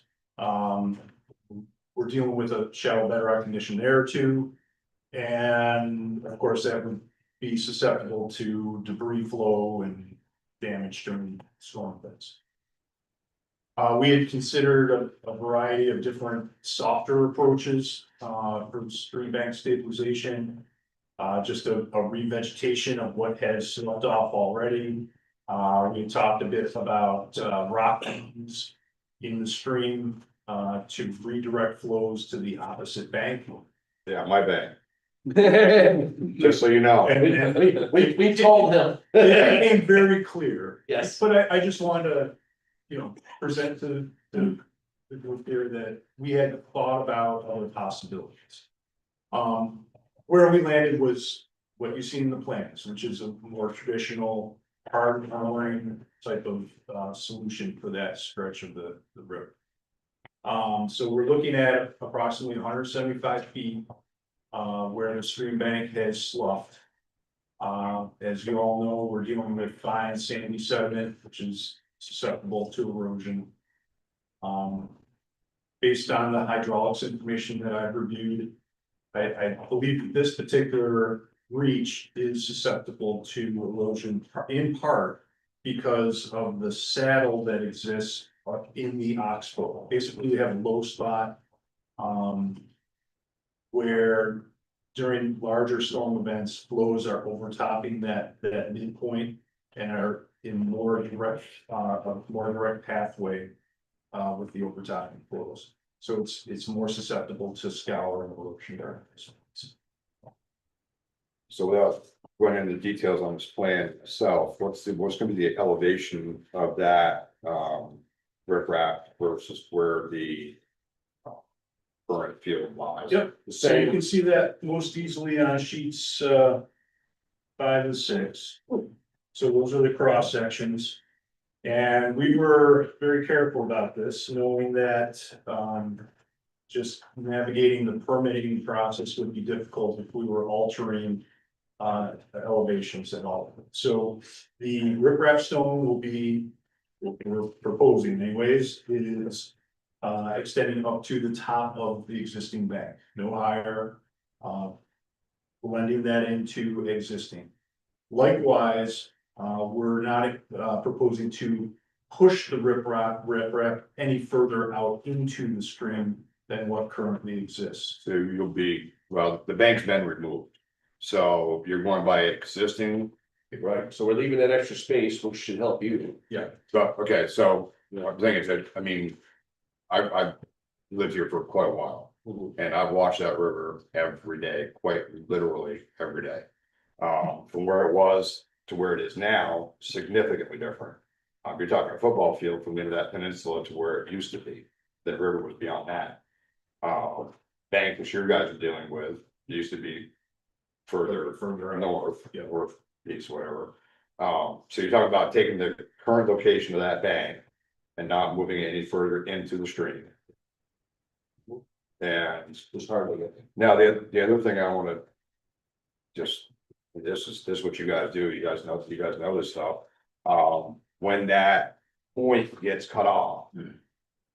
That river comes around and takes that low point across, which at that point is gonna be heading directly at that pole. And unless you have information that says to the contrary, that's where that's heading. Wouldn't you agree? I would, that was, the point that I was trying to make earlier. Yeah, so. With that. When that happens. And that river turns, well, basically 90 degrees into your riprap. How's that gonna affect stuff downstream? Well, let me step you through a few more things here, but I included some of the results of the H&H analysis that's been done so far. So just a couple other components here as part of the project. We're proposing a type 2 riprap stone, so 2-foot diameter maximum size, 3 feet thick with a transition layer between sand and the riprap, just so that during those large events, you're reducing the risk of pumping or scouring the bottom material out. We know that the guy wire on the north side of the pole is gone now, or the anchor location has been scoured away. So that's an important part here. We want to make sure that we can reestablish that position in the design plans on the cross section. You see, we've got a deep side tube running down 15 feet, so more than double of what we would normally have. Down through the riprap area. Yeah, so it's lower than the riprap. We want to be below the scour, potential scour level. So that won't move, and it's gonna be tied into the top of bank in the riprap. So we're hoping that that'll really provide enough reinforcement that won't. And then finally, we're proposing a few large ballast stones right at the base of the existing stone, or base of the existing pole. In the event that we get some additional debris flow, just some added weight on the pole, to prevent any sort of events. I mean, okay, so the ballast stones, those will be tied into the pole? Just leaning against all 4 sides. Okay. Yeah. All right, I understand. So that elevation, now these elevations you've got, I'm assuming the 480, 485, 490, that's Champlain levels. Yeah, this is It's all all. sea level. Yep. Um, So, so how do the, I mean, we go from river level over here, we go about the USGS with the Oil River. And of course, if you're dealing with the Eon here, relativity is. It's close, obviously, if we get an ice jam off the Eon, it backs up, it's not relative to the oil, or if the oil's higher. But it's within relative terms, it's within reason for what we use it for, the fire department. So my question is that. Do you know what level the top of this? Riprap is gonna be at relative to the USGS? Yep, so, on this sheet right here, so after the plan, so there's a couple 8.5 by 11 pages. Okay, there we are. Right, so, and the sheet prior to that, the color one with the cross sections. We received some information from SLR, so obviously been working on the broader, H&H analysis of the oil. We have numbered, cross-section locations across the river that correspond to that table. So the section that we're gonna be working in is from sections 2272, 2177, and 2136. Between that, you have a water surface elevation for various storm events, 2, 10, 25, 50, 100. Okay, and that's all tied into topographic information that's shown on our cross sections. So, of course, it varies a little bit based on your specific location, but the top of bank, it's right around 490, 488 to 490. Yeah. Right. The 2-year storm event gets fairly close to the top of bank, which is exactly what we would expect.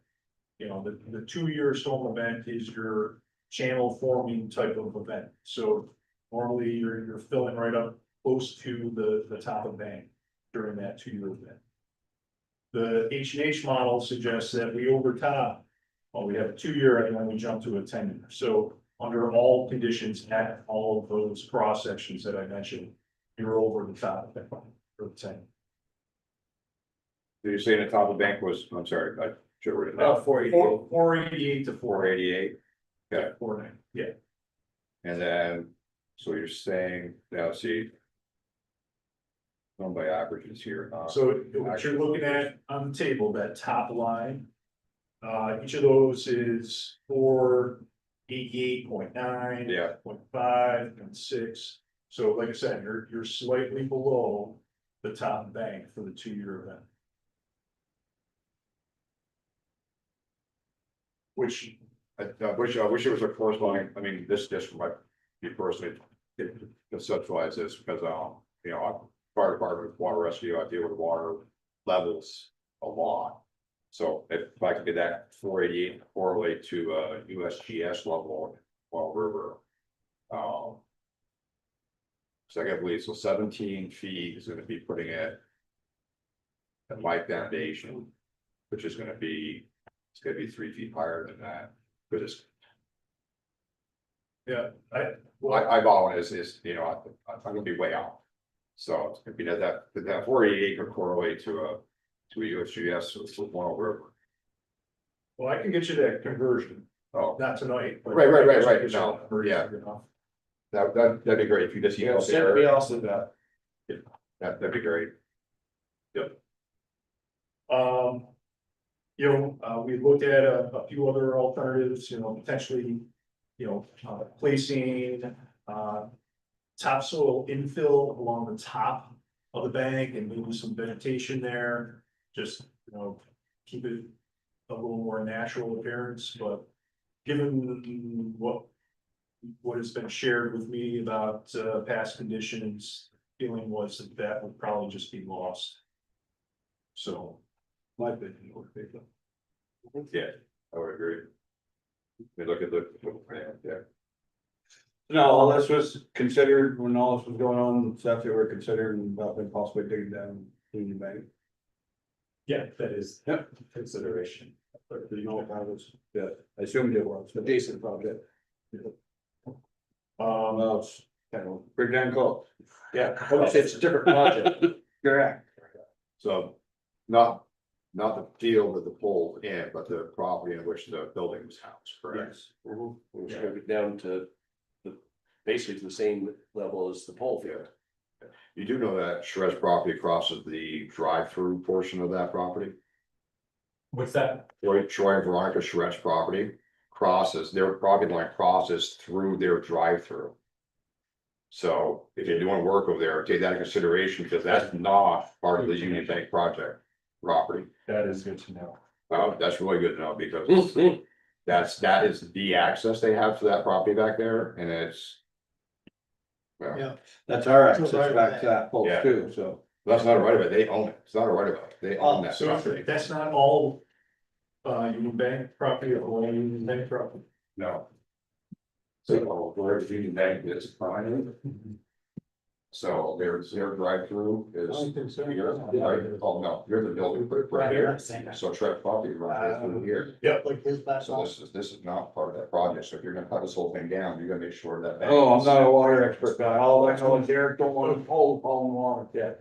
There's still even space that the flood took. That area. That's still extra. Where's he got that? Right here, right here. We're just making. So their property line from Yeah. this. Right through that. And actually runs right through that. one Yeah, other side. Protect one bank. Their sign is. If they take this land down to the level of the river down below it, that's gonna compromise this entire thing, which that. That's water project. That's a different project. Huh? That's a different. Project, but it's appropriate time to bring it up, because you guys go to the. We got And, here. and then to remind everybody that we need access to that Yes, through there. Yes. That's how we access that pole now. both those accesses need to Yep. Yeah. be incorporated because Unless you wanna buy it, I'm sure it's sell it to you. yeah. Just add that into your grant money. I was reading ahead to the most important page. The last Cost page. estimate. And this kind of, I personally, just gut wise. It looks light. So, And it definitely, it needed to not be light, because this is, you know, this is for FEMA for grant stuff. Yeah. So if it's, well, in one respect, this is a pretty simple it is, but working job. Yeah, I think- mean, it's just rip wrap, Refresh. and elevations, I mean, that's the hardest part of it, right? basically I could, Would you- when it first happened, Nate just went to Tetro. And basically asked to do that way, other than the. 3 times longer. have the- Into the emergency, we were. We didn't have the, Pull that and figure it out. all the ways to the index farm. Well, a bunch of big stuff down there. You came in at 99. that was during the emergency. Yeah. Yeah. Well, we've got a 20% contingency in there. These are preliminary plans, so we'll expect. As we work through the permitting process on this, there's gonna be some revision. Happy to revisit this, but, you know, the quantities are easy to calculate.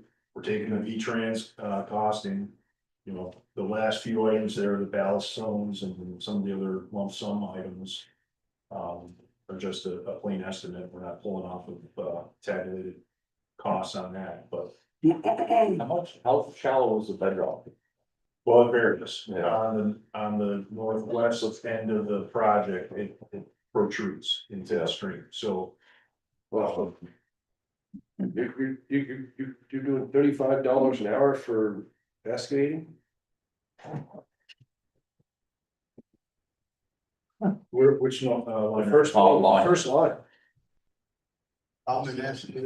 cubic yard. Oh, per cubic yard. Yeah. It's not per hour. Hey, no way. No, that wouldn't. Per cubic yard makes more sense.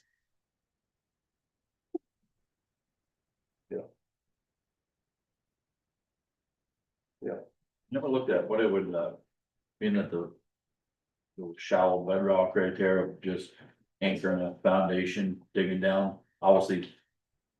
Armoring the bank too, but digging down to the bedrock, anchoring a foundation and resetting the pole on a solid foundation, the bedrock that shallow. Right there, it's not real shallow, is it? Where we found? The further you move north and west, the shallower it gets, and I'm basing that bit on what we're seeing in the stream. So at the far upstream end of the project, the bedrock is exposed, so Yeah. it's really exposed, so yeah. I mean, pole right now is already like 14 feet in there. Is it? Yeah. That's not bad. Well, that's what it's that span. We're at the absolute limit of the span we can do. But like I said earlier, if you do that option, it has a ripple effect. You're then gonna have to reposition other poles or add another pole. Because then your alignments changed and the span increases across the river. There are other impacts. Well, John wants to put everything underground anyway, right? Who? John. Oh, for instance.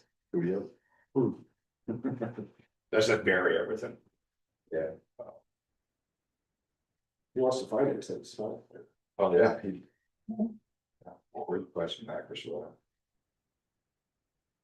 All right. So, next steps on this, we need to navigate the permitting process. Once we're confident that you're happy with the concept here. Well, my absolute next step is, once this is ready, is to give this to FEMA. So we don't get a. They aren't gonna answer your call, so. Well, I know, but once they're working again. To get FEMA, so we can, get this moving forward as a project. So is funding the next step? Once we get these numbers. Plus, like, I think we're gonna have to go through and fund it ourselves and wait for state reimbursement and FEMA reimbursement. Or that, or we wait on this project and wait for the pole to fall over and then start moving forward. Is there funding if it falls over? Am I correct? Probably would, Greg, probably wouldn't fund it if we ignored it this time. That's what I'm getting at. I mean, all in all, probably some of the damage could have been from the 23 flood and we didn't catch it at the time, because we had so much other going on. But the 24 flood, when we caught it and. But the anchor is still there until the. Correct. flood. But that's what I'm saying, Yeah. before we knew it was getting out of hand, From that. and we're. Been 3 years, going on 3 years now, 2 years. Since So what are we looking for, a motion to proceed with this? It takes. I don't know if we need a motion, it just. We're already It's more Just keep presentation, it- let you know that we've done so far, answer any questions. Yeah, I'll get the information about the elevation for you. Yeah, it just, I mean, if it's a pain, if it's super pain, don't worry about it. If it's something you can just go, very quick, it's there it is, I just would appreciate it. And through this study, the downstream impacts have been analyzed, or Well, that's an important point. We should. I just been seeing a lot of emails. Yeah, so what we were hitting on before is probably the most important thing, that we're not proposing to extend the riprap any further into the river than it exists currently. So therefore, the hydraulics should be the same as existing. So any concerns about, flow velocities, the construction state should be the same. So that means we're removing the We're bank. not constricting the river in any way from its current condition. Right, so we're gonna remove the bank, put it on. Right, which is fine for the current. Path of the river. Right, so when it cuts across the center, like you're saying, it's gonna start, you're ripping it out in different locations. Yeah, and Do we normally. have a pole there? Normally what would happen in my uneducated opinion here is that it's gonna cut across that peninsula. It's gonna cut it off, and normally what it would have done if they eroded that bank, right down along that pole. So what you're doing now is totally kosher for today. But whether it be this next flood opens it up, or if it's, 20, 30 years down the road. It's gonna make, that riprap being there will impact flow of the river. And obviously you don't be a magic ball and be able to see what's gonna happen, but knowing that, it's just, I get to put a house on market before you guys. If you take a close look at that spreadsheet, the numbers on there, it's revealing. Because at the section that we're talking about for this project, it's wide enough, broad enough that the flow velocities are pretty low. But once you turn the bend and you get down into the narrower section where it's straight, the velocities start jumping like that. That's kind of my worry too, is cause like, It's wider. no, but if Wide it slope. decides to go straight across. He's just saying. It's that velocity riprap. and narrows It's it gonna up. come back, it's Before gonna my- start taking away all this. Oh, yeah, I'm on, yes, Speaking of my house, right. way down your house. I get it. I'm at last corner. I mean, my grandfather ripped out that bank behind my property beside the church. But it only goes to that first bend. So if that stays, where we have to cross. Well, the only thing I'd be worried about would be the upper part of that, where it is. The heading towards the garage behind the church. That cuts across, turns 90, is gonna take. That rip up does go pretty far. So. Just try to look at all angles. Yeah, and I can tell you, if we were to plug this proposed condition into the model, really wouldn't see any difference. Oh, yeah, no, I agree, because that's the way it currently is. You're not changing the elevation, it's not gonna change anything. I'm just curious if that naturally what it would do, if it does cut across, or when it does cut across. Without that riprap there, the river would go down, right down the pole towards the bridge. Instead of continuing to come back towards the Pearl Street and then go back, it would probably cut across, and take that right out, but all future. Change in the river will be prevented by that riprap. Correct, and we could get the same height of a flood, the flow could be different, change everything. Well, yeah, the floods I'm not worried about, so it's short-lived events. No, I'm just saying, though, from the flood that we had, Yeah. we could have a totally different flood, as you were saying, a nice jam breakup, a nice bark come much of them. Yeah. That's gonna change the flow of the Yeah, flood. it's not necessarily the flood events I'm worried about, because they're less than 24 hours and the water's everywhere. It does cause more erosion in sensitive areas, which that falls one of them, obviously. But I'm just thinking long term, rivers are powerful and they're relentless. So it's the everyday impact on that, but I don't see anything that you got to, they're gonna make that bearable, would be not to deal with my life. I think you were build up your contingency. I'm sorry. I think you ought to build up. Contingency. Well, not the height. No, your contingency fund. Price. Oh, the price, okay, Right. price.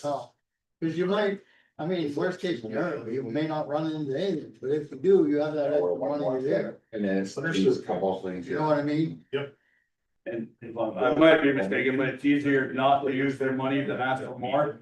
Yeah, media and employee budget question. With FEMA, It's just fast. it's better to Come in with your money. come in, Yeah. with money, ask I once, did look not at go that. back to them. So that's what I'm saying, so it's better to ask for more and instead of going back and asking them for more. Well, other. Yes. Get a higher amount in the beginning. Give it a straight face it. Cause they're not gonna give you it just cause they said that's your price, you're gonna tally it up and end up at that price. Yeah. Okay, so that's, Yeah, thank you. good? Thank you, guys. Awesome. Did a lot of work. Thank you. There would be an answer. Maybe the poll would be an answer. No. Okay, Good night. what you got for us on CDS? So, Thanks for coming in. right. So this has been announced. The two senators have put out their requests, annual requests for requests for congressionally directed spending. So we want to bring that to the trustees' attention. Due, I think, March 27th. It is a simpler form than most grant applications, but the process then means appropriation bills in Congress and all of those. So a little bit simpler on the front end, a lot more unpredictability in the long term because it depends on what happens. This is our grant for the garage. This is, Yeah, we did one of those there, yeah. the congressionally directed spending did provide the grant for the garage.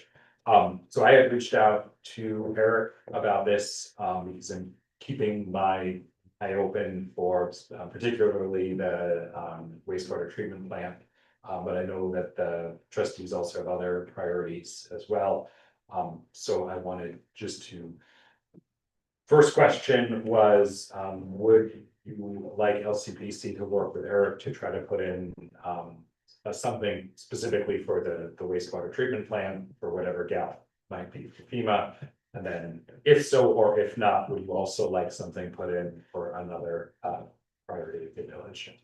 How can we put in for the wastewater treatment plant when we don't know what we're up against at this time? So I think that's a good That's question. it's kind of like the other two grants that went by that the state was throwing out that we couldn't touch because we Yeah. don't know what our project's going on. I think one of the differences with congressionally directed spending versus more typical grants is that the project description can be a little more general. I don't know how competitive you would be if you use this approach, but it's a uniquely possible to do, a general request using the budget from the annual report and the very meager offer that FEMA has currently put out there. And then if more money comes in, adjust. We're able to work with Jeffersonville to do that for their quest for additional water in the village. So the odds would be better in this approach with what you know from FEMA than the other two grants that are out there until FEMA. Because they're head out of the rear end. Yeah, cause You can say that. yeah, as soon as we got the emails on it, I messaged Eric about our backup power supply. That's what I was thinking. That's a big community wide thing, so I was thinking that might fall into that to be able to get the connection. It's gonna cost us $200,000 for it. But that's a smaller chunk. We kind of thought about it. Did you talk to Seth about it at all? Yeah. But it's because I also see that Ken from Vexa mentioned the same exact thing. So. That's kind of why I was thinking that might be a great opportunity, but yes, the sewer treatment plant is more important at the moment. Yes. I just don't know how we can. How would you come up with an amount or a reasoning for it when we don't? Like I said, that number they gave us, we all know that's unrealistic. But it's a number we can put down in the grant. That would absolutely screw us though, wouldn't it? Because, No. well, if the project's gonna be 15 million more than they said. Right, so we'll That's all, I'm just just, put in for the gap. okay, that's perfect, but I knew there was just The a. gap would qualify, you think is a reasonable request or? I think if I if that's what the trustees would like to pursue, my next step would be tomorrow or later this week to reach out to the contacts at the senator's office and say, does that seem reasonable or workable or? And But do we know what our gap is? We don't even know what it's gonna be or. Well, we do, yeah, well, we don't know what it's going to be, cause right now. They've gone back to the drawing board with our, protests. And they have, then they went on furlough. But we have some basic So numbers. we have their It was a lowball ballpark. $5.5 million. And we can use that, and then the engineer's estimates for the actual project costs, and look for the difference. And that's to keep it in a safe spot. There's, They absolutely have to be coming in at more than. you can do it, depends on what you want to do. Cause then they say they wouldn't give us money if we kept it there, we had to move it. No. Our money was always Totally our last year, choice, project was last. totally our choice. I'd like to see work there personally. I mean, I'd better see, again, moving forward with the water and sewer right now than. Oh, absolutely, I weren't against that. I was Yeah, just yeah. Saying that, I didn't see how we could do that when we don't even know. 5.5 isn't a drop in the bucket to fix that plant where it is, to fix the plant. Not even destroying the plant and starting It's a sanitation. third. It's a third of the But project. let's go for the gap and see if, I mean, at least. Well, that gap's like 10 million. Mhm. That's all, their spending is them. They've done projects in the 10s and 20s. They have. Yeah. Okay, well, just going by this last one, when we got the grant for the garage, we were one of the higher. Amounts given out that year in the state. So there was only a few other ones that were just a little above us, but. So the next step would be send you in a direction, you explore and get back to us, right? Yes. I just didn't wanna. Need a board. I didn't wanna try to do it all on that right now when we don't know what's going on and then ixnay the chance of having a second power supply. If you would like. That was where my concerns. Okay, I see what you're saying. I get it. If you would like to give the direction of if we had talked to the senator's office and they say. Too many unknowns, too big amount to go on a second option, you could do that too. Yeah, I'm getting rid of it. That's I like that. what I've been searching for and what Eric's been searching Well, for. yeah. Come up with funds.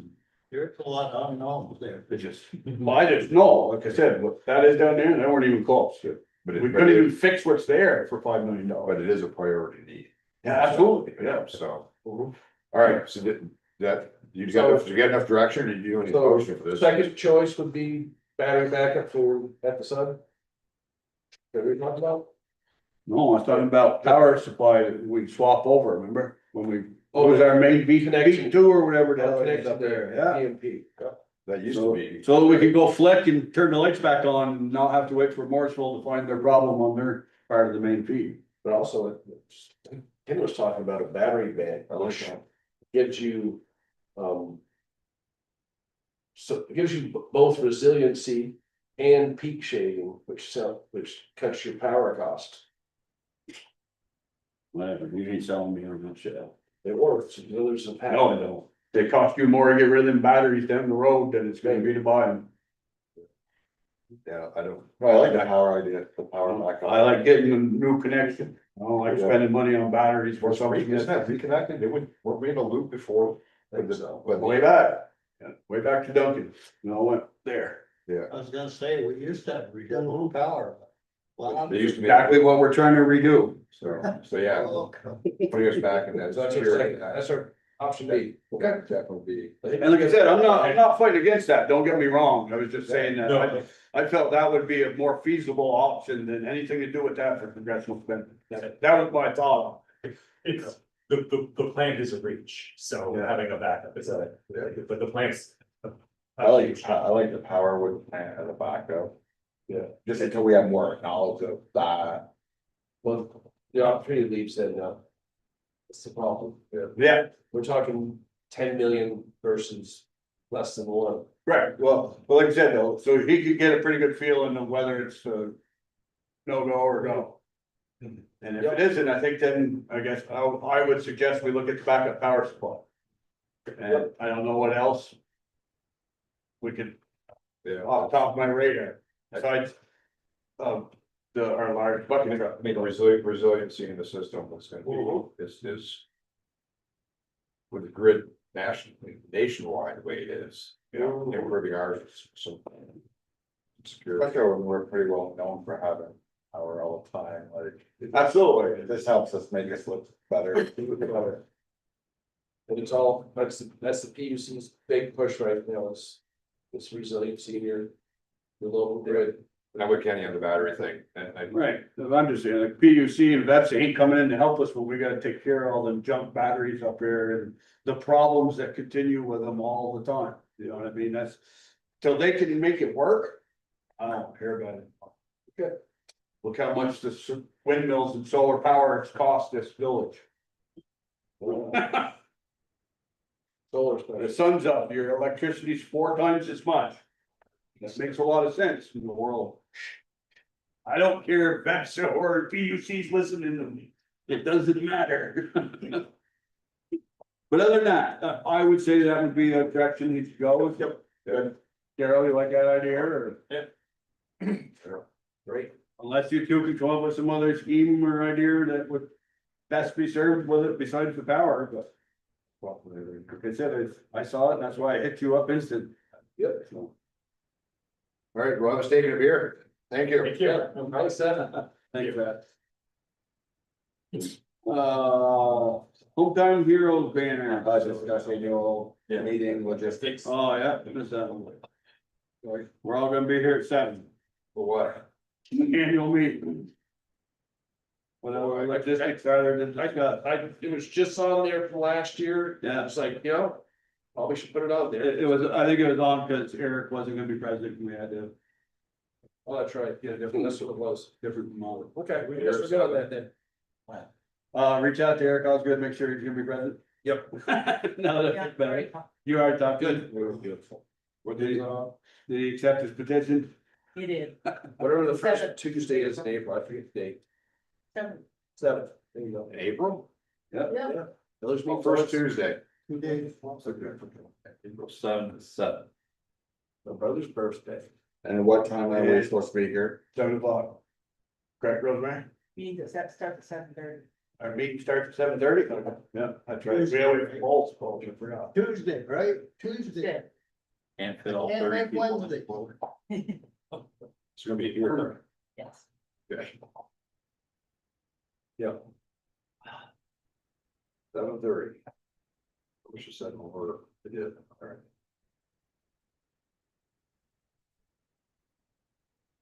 Might be fishing that day, I'm not sure. Hometown Heroes banners. So I looked up a few things, just what we're talking about, because we were talking about different ways. Plattsburgh, New York, what they do is they do sponsored banners where somebody can sponsor a military person, past, present, honorable discharge, retired, deceased.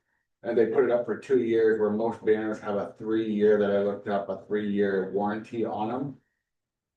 And that's the way they do it. Ohio, they do the same thing with a sponsor. The sponsor pays $225, which covers a banner and people put it up and all that stuff. They do have 2 per pole. You said we had 14 banners. Is that 14 poles or 14? We have 14 locations. Locations. 14 banners. Okay, so 14 banners. the banners we're looking at, there's 2 different types of the types that go on a black light poles, and they have 2, 1 on each side, and there's also brackets that go on actual telephone poles, 1 on each side too. So those brackets would come into the price of normal ones. We don't. And that's just what we. But we don't need brackets, we just need banners that size. Yeah, we don't have, do we have brackets to put them up? Yeah, same as that. As long as a banner Coming out has the thing. that size and holes right there, we can put up without brackets. Okay, so we'll have to figure out all that, but that was just a quick search on that. So what I just said, I know we've talked about, are we paying for them? Are we having sponsors for them? Are we getting donations for them, along with looking them up and trying to figure that part out? So I know Will's talked about getting sponsored and stuff. So you were- I just wanna say that though, the places he looked at have a lot larger population than Johnson to help donate for that. Right. So- Oh, And how many banners were they doing? So A rough ballpark, you were looking at banners about $110 a piece or something like that, is that what you were? I think the ones I actually have to call, because they don't tell the banner price, but when we were talking about it, I actually called in and they were around that 100 to 125 with a 6-week turnaround. Give or take, so I think some of them were 150 even. Yeah, they were all over the place, but we didn't even But have. but at the size. but 150, we're looking at $2,100 for 14 of them. And I think we have that in our We do, budget. we do. I I'd still look for some sponsors. everybody I talked to was like, I'll donate. I don't know if it's $10, $25 or $5. But, I mean, So let me ask you, if we did this first initial one, could we have a line item which is honor banners? So every few years when we cycle them out, we have that pool just for that, so people can always do donations to that. I mean, That would just make it complicated, because we have a spot Okay. right now with parades and events. okay, so just use that as, So that's just my opinion. but if somebody Make it donates out for a like banner, they may that. not want it in parades and events line, they might want it. If it gets that way, it's a simple thing to add on the budget. Yeah, It's easy. cause I know if I was gonna donate towards it, I'd wanna make sure 100% that's where it is for the next round. And like I said, most of them are warranted for up to 3 years. And most of these people or places do 2 years, rounds or whatever you wanna call it. They put them up for 2 years and then cycle out new ones or if or, they're warranty for 3, they'll last for 4. yeah. Yeah, that type of thing, but, and it really depends on how many applications we get, Mhm. you know? Hey, might only get 4. Right. Mhm. You know, but, Like I said, that's where I was getting at when I was talking BJ. Yeah, even- I just think that we get to a spot where somebody's gonna want to put the family member up there, just don't want to dish out $125. Even if we got 4 and spread them out, they'd still look good. still gonna be better than nothing, we're gonna get way more than 4. I mean, we got 2 guys in the fire department that both qualify. And I guarantee, once we do a few of them and people see that we're actually doing it, we'll get more. Yeah, and I'll guarantee the fire department will sponsor those too. The guys will, not the factory fire department. I was all put that there. If you're all worried about spending $2,000 of the parade budget, we spent money on stupider shit in the town and village a lot longer than that. Oh, you're not worried about it. So that shouldn't even be a question about whether it's taxpayer funded or. But we're still on the year in which I started this year saying that it's a want or is it a need, this is not a need. But we had it in the budget to be used, so that's totally different. If you're going outside the budget, I would agree with you. Alright, but that's my premise, that had been for the whole year, and I'm not quitting on the last month here to figure this out. I would say if you can go ahead and get a firm number. Yeah, because we also have to figure out materials. I'll get you guys all the information, because even materials is gonna make a difference. Okay. So get something that's gonna last, I'll get the get a information. solid price, is everybody here in agreement this, we're gonna move forward with this? Because once I have a number of what it is, and then you working on the eligibility, thank you for the word, once that's done. I'm gonna put it out there that I'm looking to raise money for this, and I don't think $2,100 will be already. And let me ask you this, we want it up by Memorial Day? Is that like a kind of a goal? That'd be nice, but it's gonna be. Yeah. That means we Well, if would- you're doing living veterans, no, so not before 4th of July. Yeah. Right. You know, Cause you do mix, a lot of you gotta do nothing, mixes. tell you what, Worst case. nothing aggravates a veteran more. They don't say anything, you won't say anything, you're thanking them, but especially veterans who've lost buddies in combat. They don't like being thanked on Memorial Day, because that's for the guys that Guys didn't that- make it. you're right. It's not their holiday. Right, And so we're doing living veterans, Memorial Day is inappropriate. yeah. Yeah, I would say that as soon as we get them, we put them up, the whole damn years. Yeah, for 2 years, or whatever we started. 250th birthday. That's right. That's kind of why this was started. Right, yeah, exactly. Yeah, put up the whole. So once you have, and I'm okay with the chair and vice chair approving the wordage of your eligibility thing. Once the eligibility thing is approved by Kenny and DJ, I recommend we put it out there. Facebook, Front Porch Forum, the webpage, whatever like that. And then once that's done, I'm personally gonna start pulling people to start getting donations. So I'm just worried about the rust, so if we get 40 people at Johnson that wanna do this, and we only got 14 spots. That's where we say first come, first So served. that's just why I was kind of saying that if we do a big announcement about it and all that, I think we start with a base. Yeah, That's why I was suggesting that maybe we talk to the historical society and got some of the past early Johnson residents that were in, the wars and stuff. right. To start for the first ones as well. Oh, I was thinking like. Then we're honored with taxpayer fundings, and then each year, if somebody, then we can cycle them. But there's, like I said, there's 50 ways to do it, I just don't wanna get us in a conundrum like you were talking about in the beginning. Yeah. The easy way, Where we're trying to do something good. But we have 14 spots. I'm more inclined to start with our living heroes, veterans, whatever you want to call them. Start with those first, and then from there, we work out a cycle. If we get 50, 100 of them, or whatever it is that people are willing to put them out and get a photo and stuff like that, then we start figuring a way to rotate that. But let's get this thing started. It's a great idea. I think it's gonna look great. so on the, if you have too many. The first come, first served is definitely the most expedient. And it's definitely, it's fair, it's whatever. The way that, if the military is doing it, they would do it. Right. No, No, it'd be by, what you did downrange, basically. Just like if you have one person that's just, served in America. And the other person has a purple heart and everything else. The combat veteran goes first. I'm talking about making it complicated. I mean, for civilians to try to quantify that, Yeah, I'd have to do it. So what is it? I could read it, I could read it. It'd be like, 14, really, is they're gonna be things that one like what we got. That's no. It's just singles. No, that's our seasonal banner that is just the size. Okay, so BJ will work on getting size pricing. Like this, okay. You're gonna work on getting your list. Well, once that's approved, it's put out. Yep, so me and BJ will look at the list. Which board all the stuff. and next month we'll make our decision.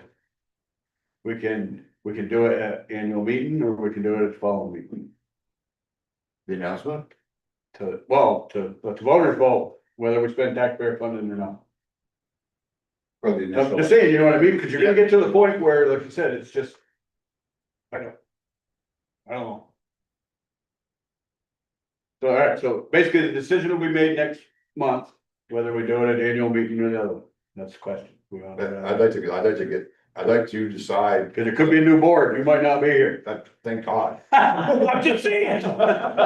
Right, so. But I'm just saying that I would like to see this get out. That this is what we're trying to do, and looking for names and stuff like that, sooner than later. So I'd say as soon as you guys approve the. It sounds like you're gonna do it. Yeah, it's not like we're gonna do it, it's just We can not. just- Why we can start. Why wait a month? But we can get a price, get requirements, and get it started. Well, are we gonna have Eric put that in the paper? So. No, I'm thinking John, website, no. and proportional. Last time you went to the website for anything. Last week, 0. Making a point. And forum. So I'm just saying, I mean, make your point. You're gonna catch one. Remember, social media is for the few, not for everybody. When's the last time you got news and citizen? You know what, I'll bet you $40 right now that if he calls the news and citizen says can you do an article on us doing these flags, I bet they might do it. Oh, I doubt it. They're communist. speaking of the news and citizen, our favorite reporter, Aaron. Yeah, he's all done. Has moved on. Good. That means I'll have to tell you, don't answer him no more. If he sends in for public records request, don't answer him. So, but yeah, so if you wanna get it in the paper, that's the way I should, that's when that making a positive light, because it's a feel good story, and the people who actually read the paper might actually read it. Right. So then, I guess you just ask them if they'll do it for free, then we'll do it, but. Yeah, they want to cover it. They wanna cover it, if not, we'll let the onion do it. Yeah, so do we want to do it at the annual, announce this at the annual meeting, or are we gonna do it? We should have it all finalized by then and just bring it up as something to let them know. Publicize it there. Yeah, to see if anybody wants to sponsor, I mean, they have options to sponsor and stuff. My opinion is as soon as it's ready to roll, we have a price, we have requirements, you guys approved it. I say let's put it in the media and push forward. If you wanna wait a month and do an annual meeting or. No, you know, meetings, just let them know about it. Still also mention it. Yeah, That's what, I didn't know if that's the first time we're gonna officially announce it, or if that's. Well, we're talking about it, but nobody really watches their shit, only a few read it, so. Just being honest. I think you're gonna end up with a pool of money. I bet if you put it out on the front porch and Facebook and, I don't know, website, right? I just don't want us to end up with a big pile of cash to only have enough to do and only do 14. That's probably a line item for. So that's where we gotta, worry about it. I'm just saying, you know what I mean, so no, I'm saying for donations. He has rolls in with 5,000 in donations, then we gotta ask them to create a savings account, to put it in, correct, Rosemary? So we're starting a whole rigmarole on that. Is it that hard for that bit of I think cost? the board. We would can make, put it in the budget. Well, We put it in the budget, but if it's especially for this, just like I'm doing with the fire department, Yeah. we'd have to do that same exact thing, correct?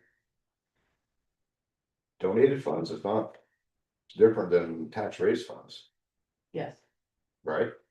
So if they're donated funds, they can be handled differently. That's why. They've got to be. I'm scared this lady with knowledge. Well, she just confirmed it, so that's that's like, why got it. donations could go in special account. We could design by ourselves and not have to have the public to see it. Yeah. Yes, that's fine, I have no issue with that, I just didn't wanna get into that. Yes, let's hope we get into that issue. Cause it's I'd not the love to public's have money. more than $2,100 or whatever. No, I meant the issue of having to create a line yeah. item and ask for permission and all that crap. Gotcha. Okay, So move, let's go. yep, so we'll move on that, BJ, you got, Social media, yeah, a couple things, there are a couple topics, so. Emergencies info on Facebook and websites. This, are we doing on, when we have like water breaks and things like that, are we putting these up on Facebook and social media? They weren't up, I was called, so I put it up on it. I just wanna know, are we doing it, and if so, I have no problem not being responsible for it, but if you're out and I'm able to, you call me and say, hey, this information. I like doing things like that, so I have no problem, I just wanna know where we stand with doing things like that. We went over this 2 years ago, probably. And at least in my 30 years of running water leaks. If it's a small area, it's better. Really to not put a widespread thing out. Because all people affected, we're gonna, you know, bring notices, knock on doors. And tell them personally. And see. Okay, go ahead. Go ahead. We've done it the other way before. This time we don't have good data because. No one was answering the phone at the office. Because it was election day. It's town meeting day. But. Here, previous places. You tell the whole area. And I don't care how clear you are. You can be clear, very clear. Residents from 100, Main to 177 Main. May have a water outage. That's the only place. People be calling from School Street, people be calling from all over the place. How long will my water gonna be out? Read. 100%. They keep calling and they don't not even near the water break. But what are on the other end, if somebody has a water break and it's at night and we know about it and they're wondering why, and they go onto Facebook, it's not there, they go on the website, it's not there, so they're like, what the heck's going on? And then they start calling trustees and all this stuff. And we're like, we don't know what's going on either, we kind of look stupid, there too. Where that's why I just put it out, like, hey, this is the situation, this is the range, and you'll be getting notices first thing in the morning, and it'll be taken care of by this time, you know what I mean, it's just.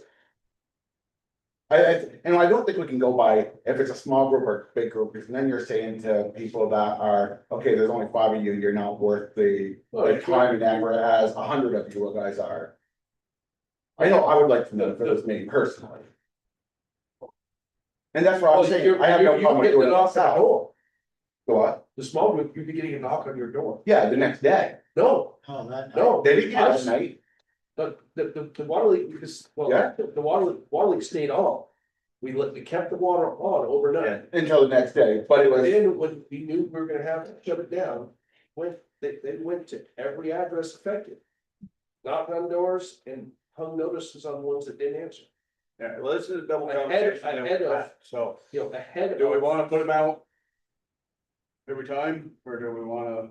cause it's not like we have a lot of them, we really don't. But like I said, though, I understand the confusion part of it, so if you're on School Street. And all of a sudden you're wondering, trying to find out if you got a boil, even though you just read it and said it was only affecting railroad. it just beats up the office staff. But I mean, I don't really care, but we've had this conversation several times, so what does the board want to do? Derek, I think it's been working. I mean, working as in, you wanna post them or just let it go until Eric decides to have BJ post them or? We'll post When it's- everyone. when it's big, I don't just do the Facebook. I don't really see the problem posting it I call myself. Yeah, when it's big, I even call the call warning. I don't, Look, if people are gonna call and wonder, they're gonna call and wonder. I mean, I typically wouldn't worry about it, and if I turned on my faucet and I had water, then I would know I was good. Well, I'm in both camps. I am too, but like I said, it's just, keep having this conversation over and over, and I'm sick of talking about it. I mean, if it's too much, if it's, I'm for leaving it to the discretion of Eric. I mean, that way there, if it's 5 houses, you know what to do. You know, if it becomes a street, Right. you know, I guess I'm saying I trust your judgment to know whether it would be a hindrance to the Yeah, office. if I have a big one on Main Street in the middle of the night, I've got to shut people down like while they're sleeping. I'm calling the SEOC and having them put out a warn message that nails people's, anyone who signed up for them. You know, it nails their phones, nails their computers, everything. I think that's appropriate, because there are things that are gonna create more chaos in the office. And I don't wanna be responsible for it day to day, I'm gonna pass it over to Eric if I get this. Your standard, the way the water department makes it in the state, you say, you gotta go deliver notices. Right? You can't just call them, you can't text them, you can't email them, you have to hand deliver the notice. That's bad protocol. Okay, I'm just saying, like, with us, like, I got a call and I didn't know what was going on, so that's why I called. Around to find out what was going on, so I could relay the message myself, you know what I mean, so. Without us knowing the knowledge even, it's just, people are gonna call us, or people are gonna call in looking. Why is it flooded, why is my water running low, like, why, and like, if no one knows, at least. If they go to one place, they at least can see why, but. It's just, So totally up to to help you out, would it be beneficial if there's something that's gonna affect? You also include the board in an email, I'd be fine with that. that way there, he can If we go, get- oh, I know why now, you don't feel like a dummy. Yeah, if we get called, or. Yeah, I can always- I'm fine with that. I can just. But the rest of it, I can Only email, something like. basically I can email After two of you, hours. because I can't do a group email to all of you, because that's. Oh, yeah. When they're emailing you and calling you and texting you at nighttime and asking you these questions, say, I don't know, I'll ask tomorrow morning. Right, because it's not our job to know all that information. That's nice to know. It's still not our job to know all that information, because so we we don't get go a out call, and fix the someone call water. BJ. my phone number is private, nobody can. So, Well, if you get a call, tell them, give so them. we'll stick to what it was, when it's important and Eric feels that I ought to be posted, he'll, but just like he did with the power, he instantly called BJ, told him to post it, so. What was your other thing, budget? So with the website, I ended up adding pictures, updated pictures of the garage all the way up until this last point. Once the garage is done, are we doing anything with the garage, like a grand opening for residents, or doing anything special with the garage?